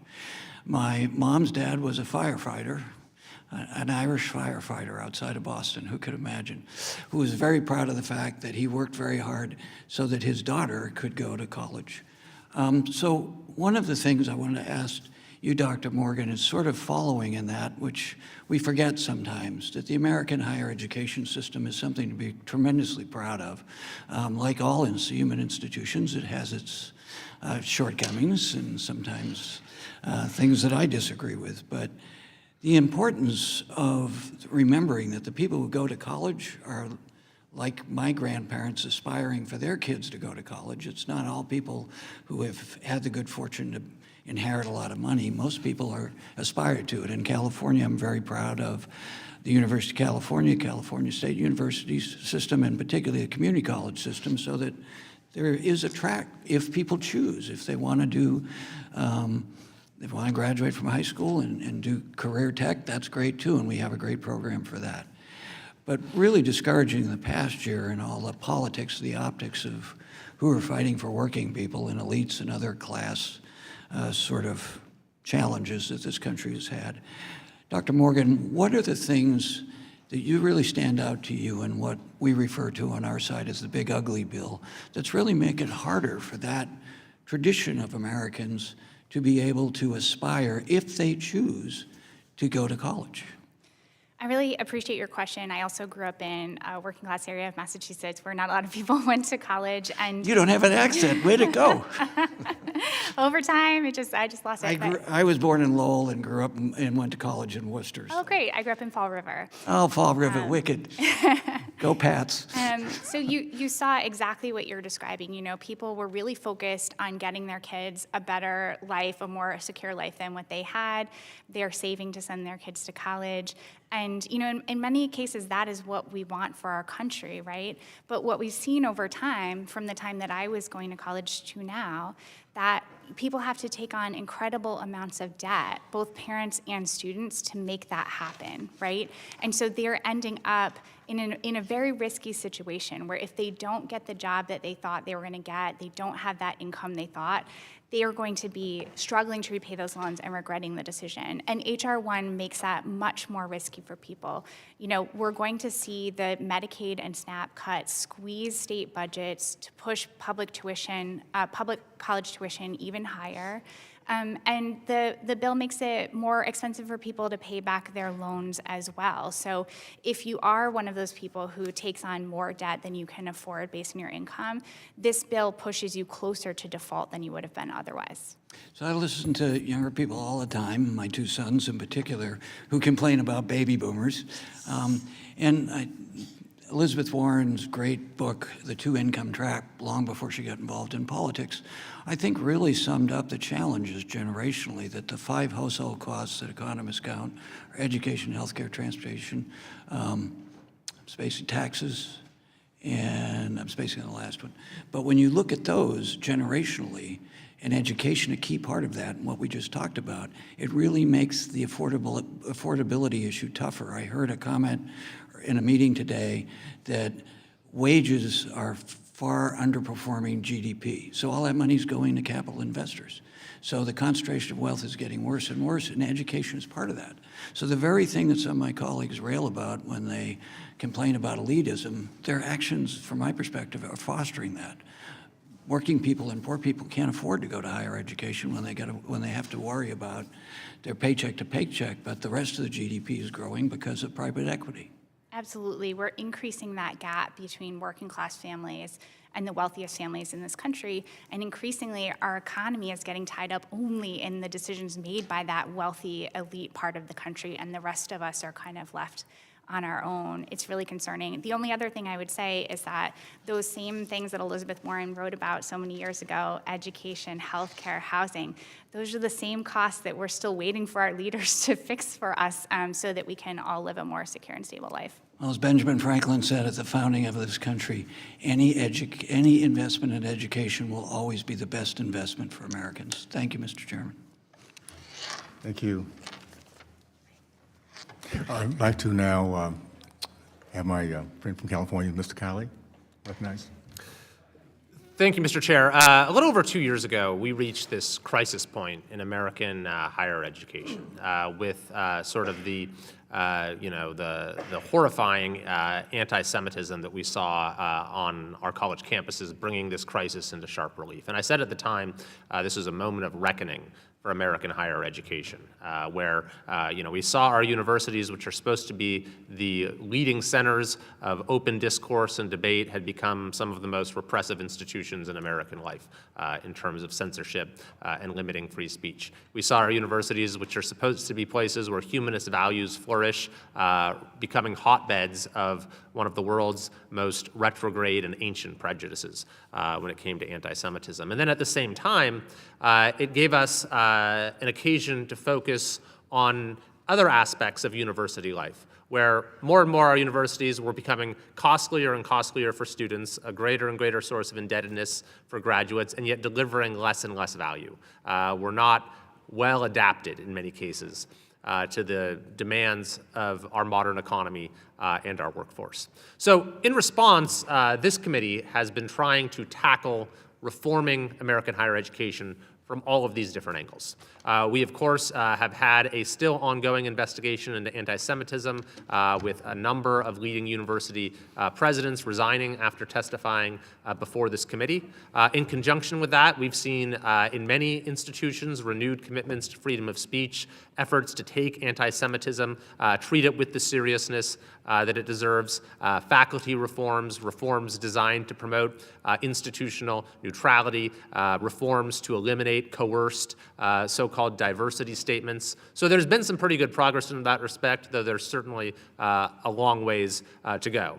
And then on the other side of the issue, with H.R. 1, we of course addressed the indebtedness and affordability aspects of the problem, with trying to make college more affordable, limit indebtedness, and providing incentives to teach skills that are of economic value to graduates. So we've made progress there as well, though again, we still have a long way to go, and a lot of the reforms that need to happen, particularly when it comes to our public institutions, do exist at the state level. So I'm really glad that we have with us today two leaders of systems that have been very innovative in that respect. So I'd just like to give Commissioner Landward and Chancellor Rodriguez an opportunity to discuss some of the reforms you've highlighted today, but how your efforts sort of work towards addressing all of these aspects in a way that focuses the mission of the university on what universities are there for, and ultimately allows you to serve your students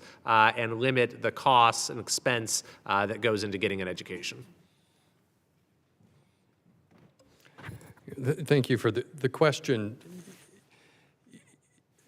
With the risk of sounding reductive, in operating a system of higher education, a public system of higher education, the first question that we have to ask is, how is what we provide going to benefit the state of Utah and its citizens?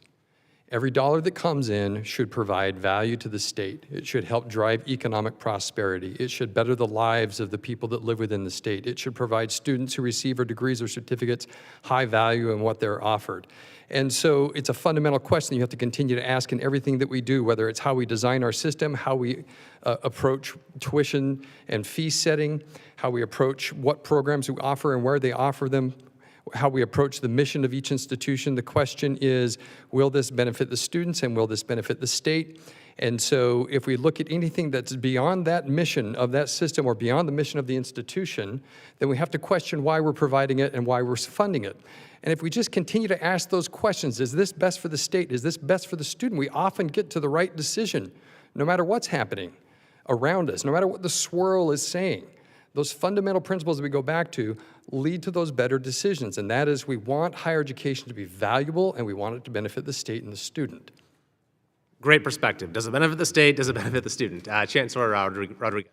Thank you for the question. I mentioned in my opening remarks, we embrace performance-based funding. We have metrics. In addition to retention and graduation and postgraduate employment, we have metrics that tie our degrees to the workforce needs of the state. Programs of strategic emphasis in both our undergraduate and graduate degrees. And the reason we have those metrics is to encourage universities to grow those majors so that the students benefit with a well-paying job when they graduate.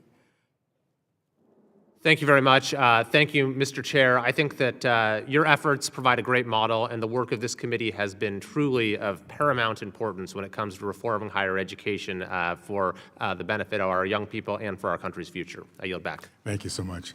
I would like to recognize my colleague from Minnesota, Ms. Alma. Thank you, Mr. Chairman. Over the past year, we've heard our Republican colleagues claim that their solution in the One Big Beautiful Bill will somehow make college cheaper for working families. This is the same bill that cut $1 trillion out of Medicaid and over $180 billion from SNAP. The logic is hard to follow. By leaving millions without health care and struggling to buy groceries, higher education will apparently just become. It was so unpopular that my Republican counterparts had to rebrand the name. But just because you put working families in the title doesn't mean you are not screwing them over. The reality is there is no amount of sugarcoating that can undo the damage that will be done by this disastrous legislation. Ms. Morgan, I'd like to ask you some basic questions to correct the record. Ms. Morgan, does this new law require schools to immediately lower their costs? It does not. Does this law drastically increase funding for Pell Grants and other grant programs so that students won't have to borrow loans to go to college? It does not.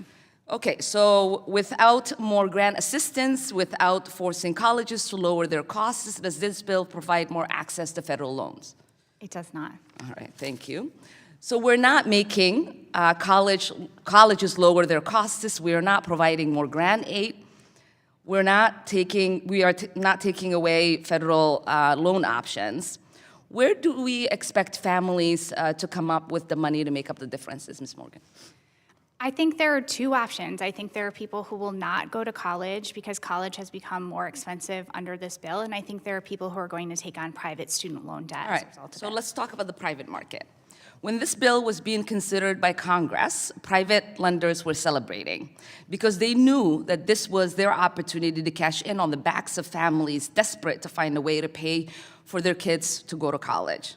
Because these type of loans involve a lot more financial risk and fewer protections for consumers. Ms. Morgan, can you expand on why these private loans are so risky? You know, there are a couple of different kinds of private loans. There are what we consider to be like the bread and butter private loans that are offered by maybe like a Sallie Mae or a Navient. These loans are going to have a higher interest rate, and they're going to have fewer options for people when they get in trouble on paying their loan. They don't have the forgiveness options. They don't have the income-based repayment options. There's another kind of like underbelly of the student loan program that is predatory credit products that are going to be available to lower income students who can't get those bread and butter products. And those are going to be even worse. They're going to have higher interest rates, they're going to have more onerous repayment terms, and they're going to land people in default. Mm-hmm. And how does the Trump administration's gutting of the Consumer Financial Protection Bureau increase these risks? There's no cop on the beat anymore. You know, there's no one keeping an eye on those private student lenders to make sure, not even that they're treating students well, right, but that they're just following the basics of our consumer financial laws. So I think that's a huge concern. I think the other thing to bear in mind is that the CFPB, over the past 4 years, has still been trying to clean up the problems we saw private student lenders cause 2 decades ago. There are people who are still trying to deal with loans that they took out 20 years ago through predatory colleges and predatory lenders, and so there's no one there to help those borrowers either. It is clear that the Republicans' big ugly bill does nothing to make college more affordable. But what it does do very well is push working families into the jaws of the private market. Thank you so much for your testimony today, and I yield back. Thank you. I'd like now to recognize my friend from Washington, Mr. Baumgartner. Well, thank you, Mr. Chair, and thank you for holding such an important hearing. Higher education is truly one of the gems of American society in the way it creates social mobility, innovation that fuels our economy, and research that advances our family farms. But it is a jewel that has become tarnished in recent years with runaway costs and a growing leftist political agenda that has replaced the skills needed for the American job market with a radical and sometimes Marxist political ideology on college campus. So we certainly have a lot of work to do to polish this gem, and I salute the big, beautiful bill and the work of this committee for doing some of that important polishing earlier this year. I am the son of a university professor and grew up in a college town. After attending Washington State University, I went to Africa and spent a year as a volunteer teaching at Catholic University in Mozambique, and then went to Harvard for a master's degree where I was also a teaching fellow and taught some Harvard undergrads. And while a state senator, I spent a little bit of time teaching at Sciences Po University, a counterinsurgency course at Sciences Po University in Paris, which is sometimes referred to as the Harvard of France. And so I've had a wide variety of experiences in higher education, would not consider myself an expert, but had a wide variety. And what I've come to conclude is there's not a lot of difference in undergraduate education outside of the will of students to work, that they can get a great education at really any institution if they have high standards and a culture of education. And that is why it is so distressing to me we have these mounting student debt loads across the country, because we are taking away students' freedoms and their families' freedoms with all of this debt that has been piled on to college education that really does not serve an educational purpose. When I was in the Washington State Legislature, the Democrats, unusual for Washington State, Republicans actually had control of the Senate. When I got there, we won some elections and had good members and did smart things and not stupid things. And we took the majority. And what happened with the Democrats when they were running the Washington State Legislature is they had paid a lot of lip service to higher ed. It was always their fourth or fifth favorite priority. But what they had really done is defunded higher education and used those funds to expand social welfare services and health care, give state employees across the board big pay increases, and move this money out of higher education and then look to students to backfill with increasing debt burdens. So when Republicans took control, one of the things I said is we got to color in big, bright, big, beautiful lines like Ronald Reagan and said to do, and let's actually reduce the cost of college tuition. So I helped Republicans, and one of my colleagues, John Braun, was a state senator there working with me, ran the bill. We reduced the price of college in Washington State by 20% at our regional universities and 15% at our flagships, then backfilled the universities. In part, we could do that because we could do things in higher ed for pennies on the dollar compared to K through 12. And I always argued, it's hard for Republicans to win a spending war with the Democrats and the teachers union on K through 12. But when we did that, we dropped the price by mandate, and then we locked future costs of college to inflation plus population growth, and said, universities, this is the structure you have to work within, because I see no reason why higher education costs need to go up higher than inflation plus population. So frankly, they should be lower because they already have a lot of infrastructure.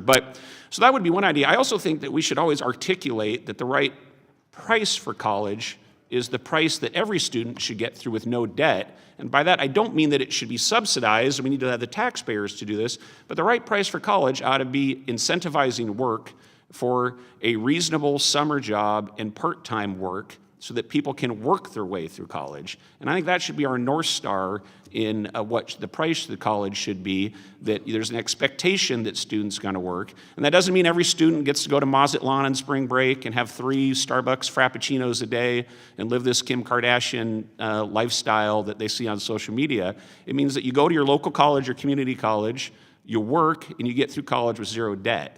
And I really think that's something that Republicans and Democrats can unify on. I think part of the recipe has to be forcing the colleges to, like the administration is doing, to get back to the basics, and I salute that. And some of it needs to be not allowing so much predatory lending, which has gone on, the federal government has facilitated through these Democrats' debt loads. But if we can just get back to the basics of a streamlined undergraduate model that focuses on core competencies that the government wants and isn't always about climbing walls and ice rinks and keeping up with the Kardashians, social media nonsense, and just get back. We can repolish this gem, and I think in a way that Republicans and Democrats can work together. So I salute the good work of this committee hearing, and I'm out of time now after my little soliloquy here, but would enjoy discussing with each of you this idea, particularly the North Star of what the price should be and whether we can keep college tuition growth underneath inflation plus population like Republicans did in the Washington State Legislature. Thank you very much, Mr. Chair, and with that, I yield back. Thank you so much. I'd like to now recognize my friend from Pennsylvania, Ms. McKenzie. Great. Thank you, Mr. Chairman, and appreciate all the panelists being with us here today. I represent the Lehigh Valley and Pennsylvania region that has a tremendous amount of institutions of higher education. We're very proud of all of those organizations and entities that provide great educational opportunities for people not only in our region, but from around the country. Over the past several decades, though, we've seen that the cost of higher education has risen far faster than families are able to keep up with. And this has led many students to take on increasingly large amounts of debt or be priced out of college education altogether. And so I would like to ask our panelists, we have 2 individuals from institutions of higher education, what are the most practical and effective steps that institutes of higher education can take right now to reduce the cost and make college more affordable to students and families? I'll go to Mr. Landward first. Okay, thank you. Well, there are several things that you can do. One is to have good metrics into the performance of every single program at the program level, to know what are the cost of the degrees, what are the outcomes, what are the completion rates, what are the enrollments, and make hard decisions when the data doesn't support the programs. That's the first thing. The second thing is to stay within your mission and role. Don't duplicate, in a state system anyway, what you can accomplish through partnerships within the state system and provide access to good programming, good degrees, good certificates to students across the state through partnerships among institutions rather than institutions competing against each other. Another thing that I think isn't talked about enough is building a robust partnership with the K-12 system in each state to have concurrent enrollment offerings. In Utah, 26% of our high school students have concurrent enrollment courses. They're enrolled in college. We charge $5 per credit hour to those students. They have saved well over $100 million in tuition in 1 year alone in Utah by enrolling in concurrent enrollment and have earned over 400,000 credits at that significantly reduced price. Now they can enter college with a head start in completing faster, and that means more savings. So that kind of partnership is another area that you can do now that has a profound impact. Fantastic, and appreciate those thoughts. We have a similar program with dual enrollment for our high school students and our local community college, which works very well. I'll go next to Mr. Rodriguez for your thoughts. Thank you for the question. As I mentioned earlier, we have accountability in our system through performance-based funding. One of our metrics from day one has been affordability. That is something we measure our institutions on and then appropriate based upon their success. The most significant change we've made in Florida to impact the cost to students was about 5 years into our performance-based funding. We changed our metric on completion, left the universal 6-year graduation metric, and adopted a 4-year graduation metric, encouraging our institutions to identify what are the barriers that are keeping their students from graduating in 4 years and giving them the incentives to eliminate those barriers. And if you do that right off the bat, you're saving your students 50% of the cost because they're getting out in 4 years instead of 6. And we all had barriers. What we found in Florida was we had institutions that weren't offering the classes that were needed or weren't offering enough sections that were needed for students to graduate.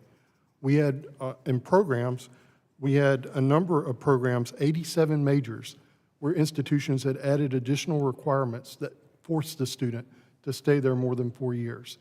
And then we had institutions that did not have enough student advisors to guide the students through the process. We made changes in each of those areas, and now our 4-year graduation rate is 60%, which is just a tick below the national 6-year graduation rate of 65% for public universities. So we are almost doing in 4 years what the typical public university does in 6. That's why our students are leaving with little debt, in addition to our lowest tuition in the nation. Great. Well, I appreciate that, and those types of reforms are critically important, and I think that kind of thinking, not just sticking with the status quo, saying we want to do better, is very much appreciated. And with the time remaining, I'll go to Dr. Akers. Is there anything that you recommend that we in Congress should be doing to limit or reduce the cost of higher education and limit the amount of student debt? Well, I'm absolutely thrilled with the progress that was made through the reconciliation legislation. I'd like to see that work continued, particularly in introducing the price metric into the accountability mechanism that was introduced through the Do No Economic Harm standard for programs of study. Basically, when a program is offering a really low cost, I think that can be an additional way for them to pass the threshold of participating in the lending program. Great. Well, thank you, all of you. Again, our institutions of higher education are one of the real bright spots in this country. We want to continue those opportunities for students and families to succeed in life, and we've got to make sure, though, it's an affordable opportunity for everybody. So thank you again for being here, and with that, I yield back to the chairman. Thank you. I'd like to now recognize my friend from Virginia, Ranking Member Scott. Thank you, Mr. Chairman. Ms. Akers, we've heard a lot about the value of the education. Just checking, is there inherent value in a 4-year on-campus liberal arts education that can't be monetized?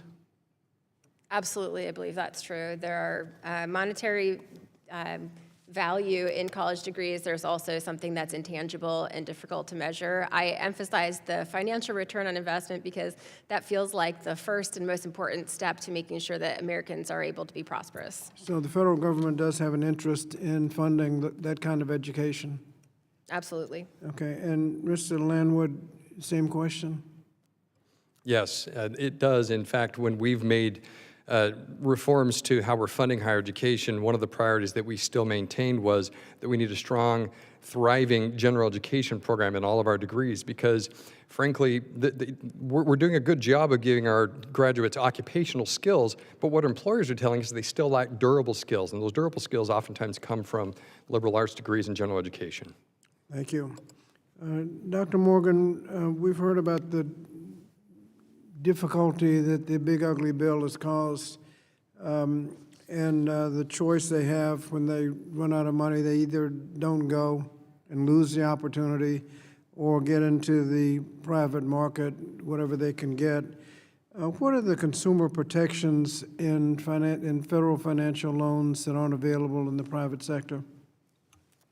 I think the main protections are when you get into trouble on your loan. If you get into trouble on a federal student loan, presuming that there's proper oversight of our loan servicers, which we don't always have, you have the availability of income-driven repayment plans. You also have the option to get your loan forgiven if you work hard, go into public service, or after a certain amount of time of repayment. You don't have access to those protections on a private student loan.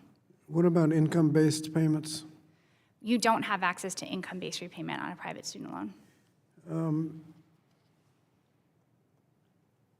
The increase in costs is the fact that you're paying PhDs, higher salaried people.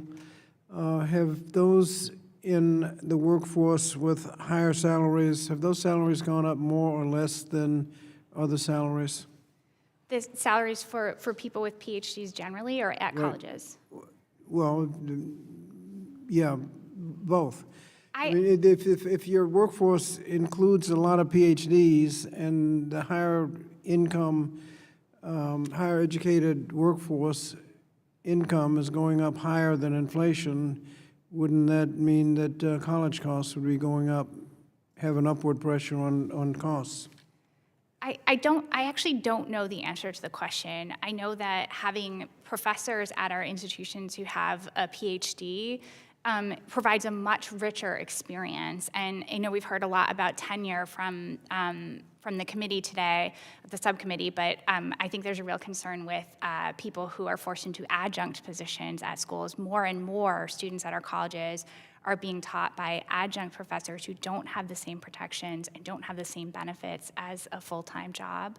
And more they're being pushed into programs where the courseware is actually not even provided by the school itself, but by an online program manager. How much of the increase in costs is due to room and board and not instructional? We've seen an increase in costs across the board. So tuition and fees are going up, but you're correct that room and board is going up as well. And that's related, both to some of the factors we've discussed today, including disinvestment, but don't forget colleges are part of the economy as well that's being affected by the tariffs and other options the Trump administration has taken to drive up costs across the board. You mentioned disinvestment. How much has state disinvestment affected college costs? We've seen it over the last several decades. I believe Congresswoman Bonamici quoted the numbers themselves. So we've seen a drastic decrease in the investment of states in public higher education systems. And I believe that we're poised to see more as a result of H.R. 1, where the cuts to SNAP and to Medicaid are putting immense pressure on state budgets, in addition to the requirement to put in place costly work requirement systems. And we're going to see that squeeze affect public higher education. And what does that do to a student's cost? It's going to drive up tuition across the board for students pursuing their degrees at public universities. Thank you, Mr. Chairman. Thank you. We'll now move to our closing remarks. I'd like to recognize Ms. Adams for her closing remarks. Thank you, Mr. Chairman, and thank you once again to our witnesses for speaking with us today. As we close, I want to bring us back to first principles. College has never been just a personal investment. It is a public good. So when we expand access to higher education, we strengthen our workforce, our economy, and our democracy. When we restrict it, we entrench inequality and leave talent on the table. The affordability crisis that we've witnessed today is not inevitable. It's the result of policy choices. We can choose to reinvest in students, support institutions that deliver real outcomes, and address the basic needs that determine whether students can succeed once they enroll. Or we can continue down a path that narrows opportunity and tells millions of capable students that higher education simply isn't meant for them. Our responsibility is clear. We should be lowering costs, expanding access, and ensuring that every student, regardless of income, background, or zip code, has a fair shot at earning a degree and building a better future. That is the promise of the American dream, and it is a promise worth keeping. Thank you all for being here, for your testimony. Mr. Chair, I yield back the balance of my time. Thank you. Thank you so much. This has been extremely helpful. And I want to start off with just, first of all, agreeing, Ms. Morgan, with your comments about how bad things are. Explosion of tuition, enrollment in which kids come in, they enroll, they quit, they leave with debt they'll never pay off, with job skills they'll never have, and not be able to really build the American dream. But this isn't from the last 6 months of the Family Working Tax Plan. It's from the last 16 years, when in 2010, President Obama, through the Affordable Care Act, took everything from the private sector and put it into the government. So the government has controlled this for the last 16 years. We cannot look at the last 6 months and say because our reforms, all these things are happening. We're now about to take care of that. I think the biggest thing that I'm concerned about is how little we know in our country about capitalism. We are the #1 destination in the world because of something called capitalism. Now, just quickly, what does capitalism mean, and what does it mean to this industry here? It's about return on investment. It's competition, it's merit, it's value, and the product of all that is profit. Now, if it's a good program, there's a lot of profit, which it should be. It should spread throughout the entire country. People should be wanting to take advantage of it. If it's a terrible product, it should go broke. What we're finding out is that the government is insulated from this concept. They can have a terrible competition, no value, no merit, and still make a lot of profit off the customer, the students, who pay their life's blood for the rest of their life trying to pay off loans. So we need to get back to teaching that. I think that when I listen to my friends here from Utah and Florida, I'll say this about Utah. We lead the country in terms of small business startups. There's an entrepreneurial concept. There's a culture in which we're trying to figure out how to give the best return on investment to where we're dealing with. And I think the same thing, the way I listen to how you guys are solving things, same thing with Florida. We need to realize that government solutions have never worked. I just came back from Latin America last week. They are realizing after the last couple of years, they want to get away from that stuff. So no, it is not the government that's going to give us the out of this. It's going to be entrepreneurs, innovators, those who truly are in the game for the right reasons. That is to make sure our kids are number one, and not the institutions, not the professors, not those around just kind of sucking in everything they can from government payouts. So I'm excited about the fact that we're having this conversation. We can all agree it's broken. It's cost too much. We're getting too little of a return on investment with our kids coming out, not being prepared to go to work, not being hopeful for their future, being angry about everything. That's not what our education should be about. And the other thing is this: let's just make sure we're transparent enough that everyone realizes they don't have to go into debt to go to four-year college. How about trades? If that could be their way out, if they could look at that as being their way to achieve their dreams, let them go for that. I think it's very helpful that we finally have competition for higher education. It's going to make higher education better. It's going to make sure that the best prove themselves, and outcomes will allow parents to say, okay, I will invest in this, or the kids will invest in this because it'll give me a good return on investment. And if it does not, then that institution should go broke, period. So I'm excited about the fact we're finally, over the last 6 months, putting in reforms. 6 months. So please, as you go back and think about how terrible things are, it's not because of the Republicans' one big, beautiful bill.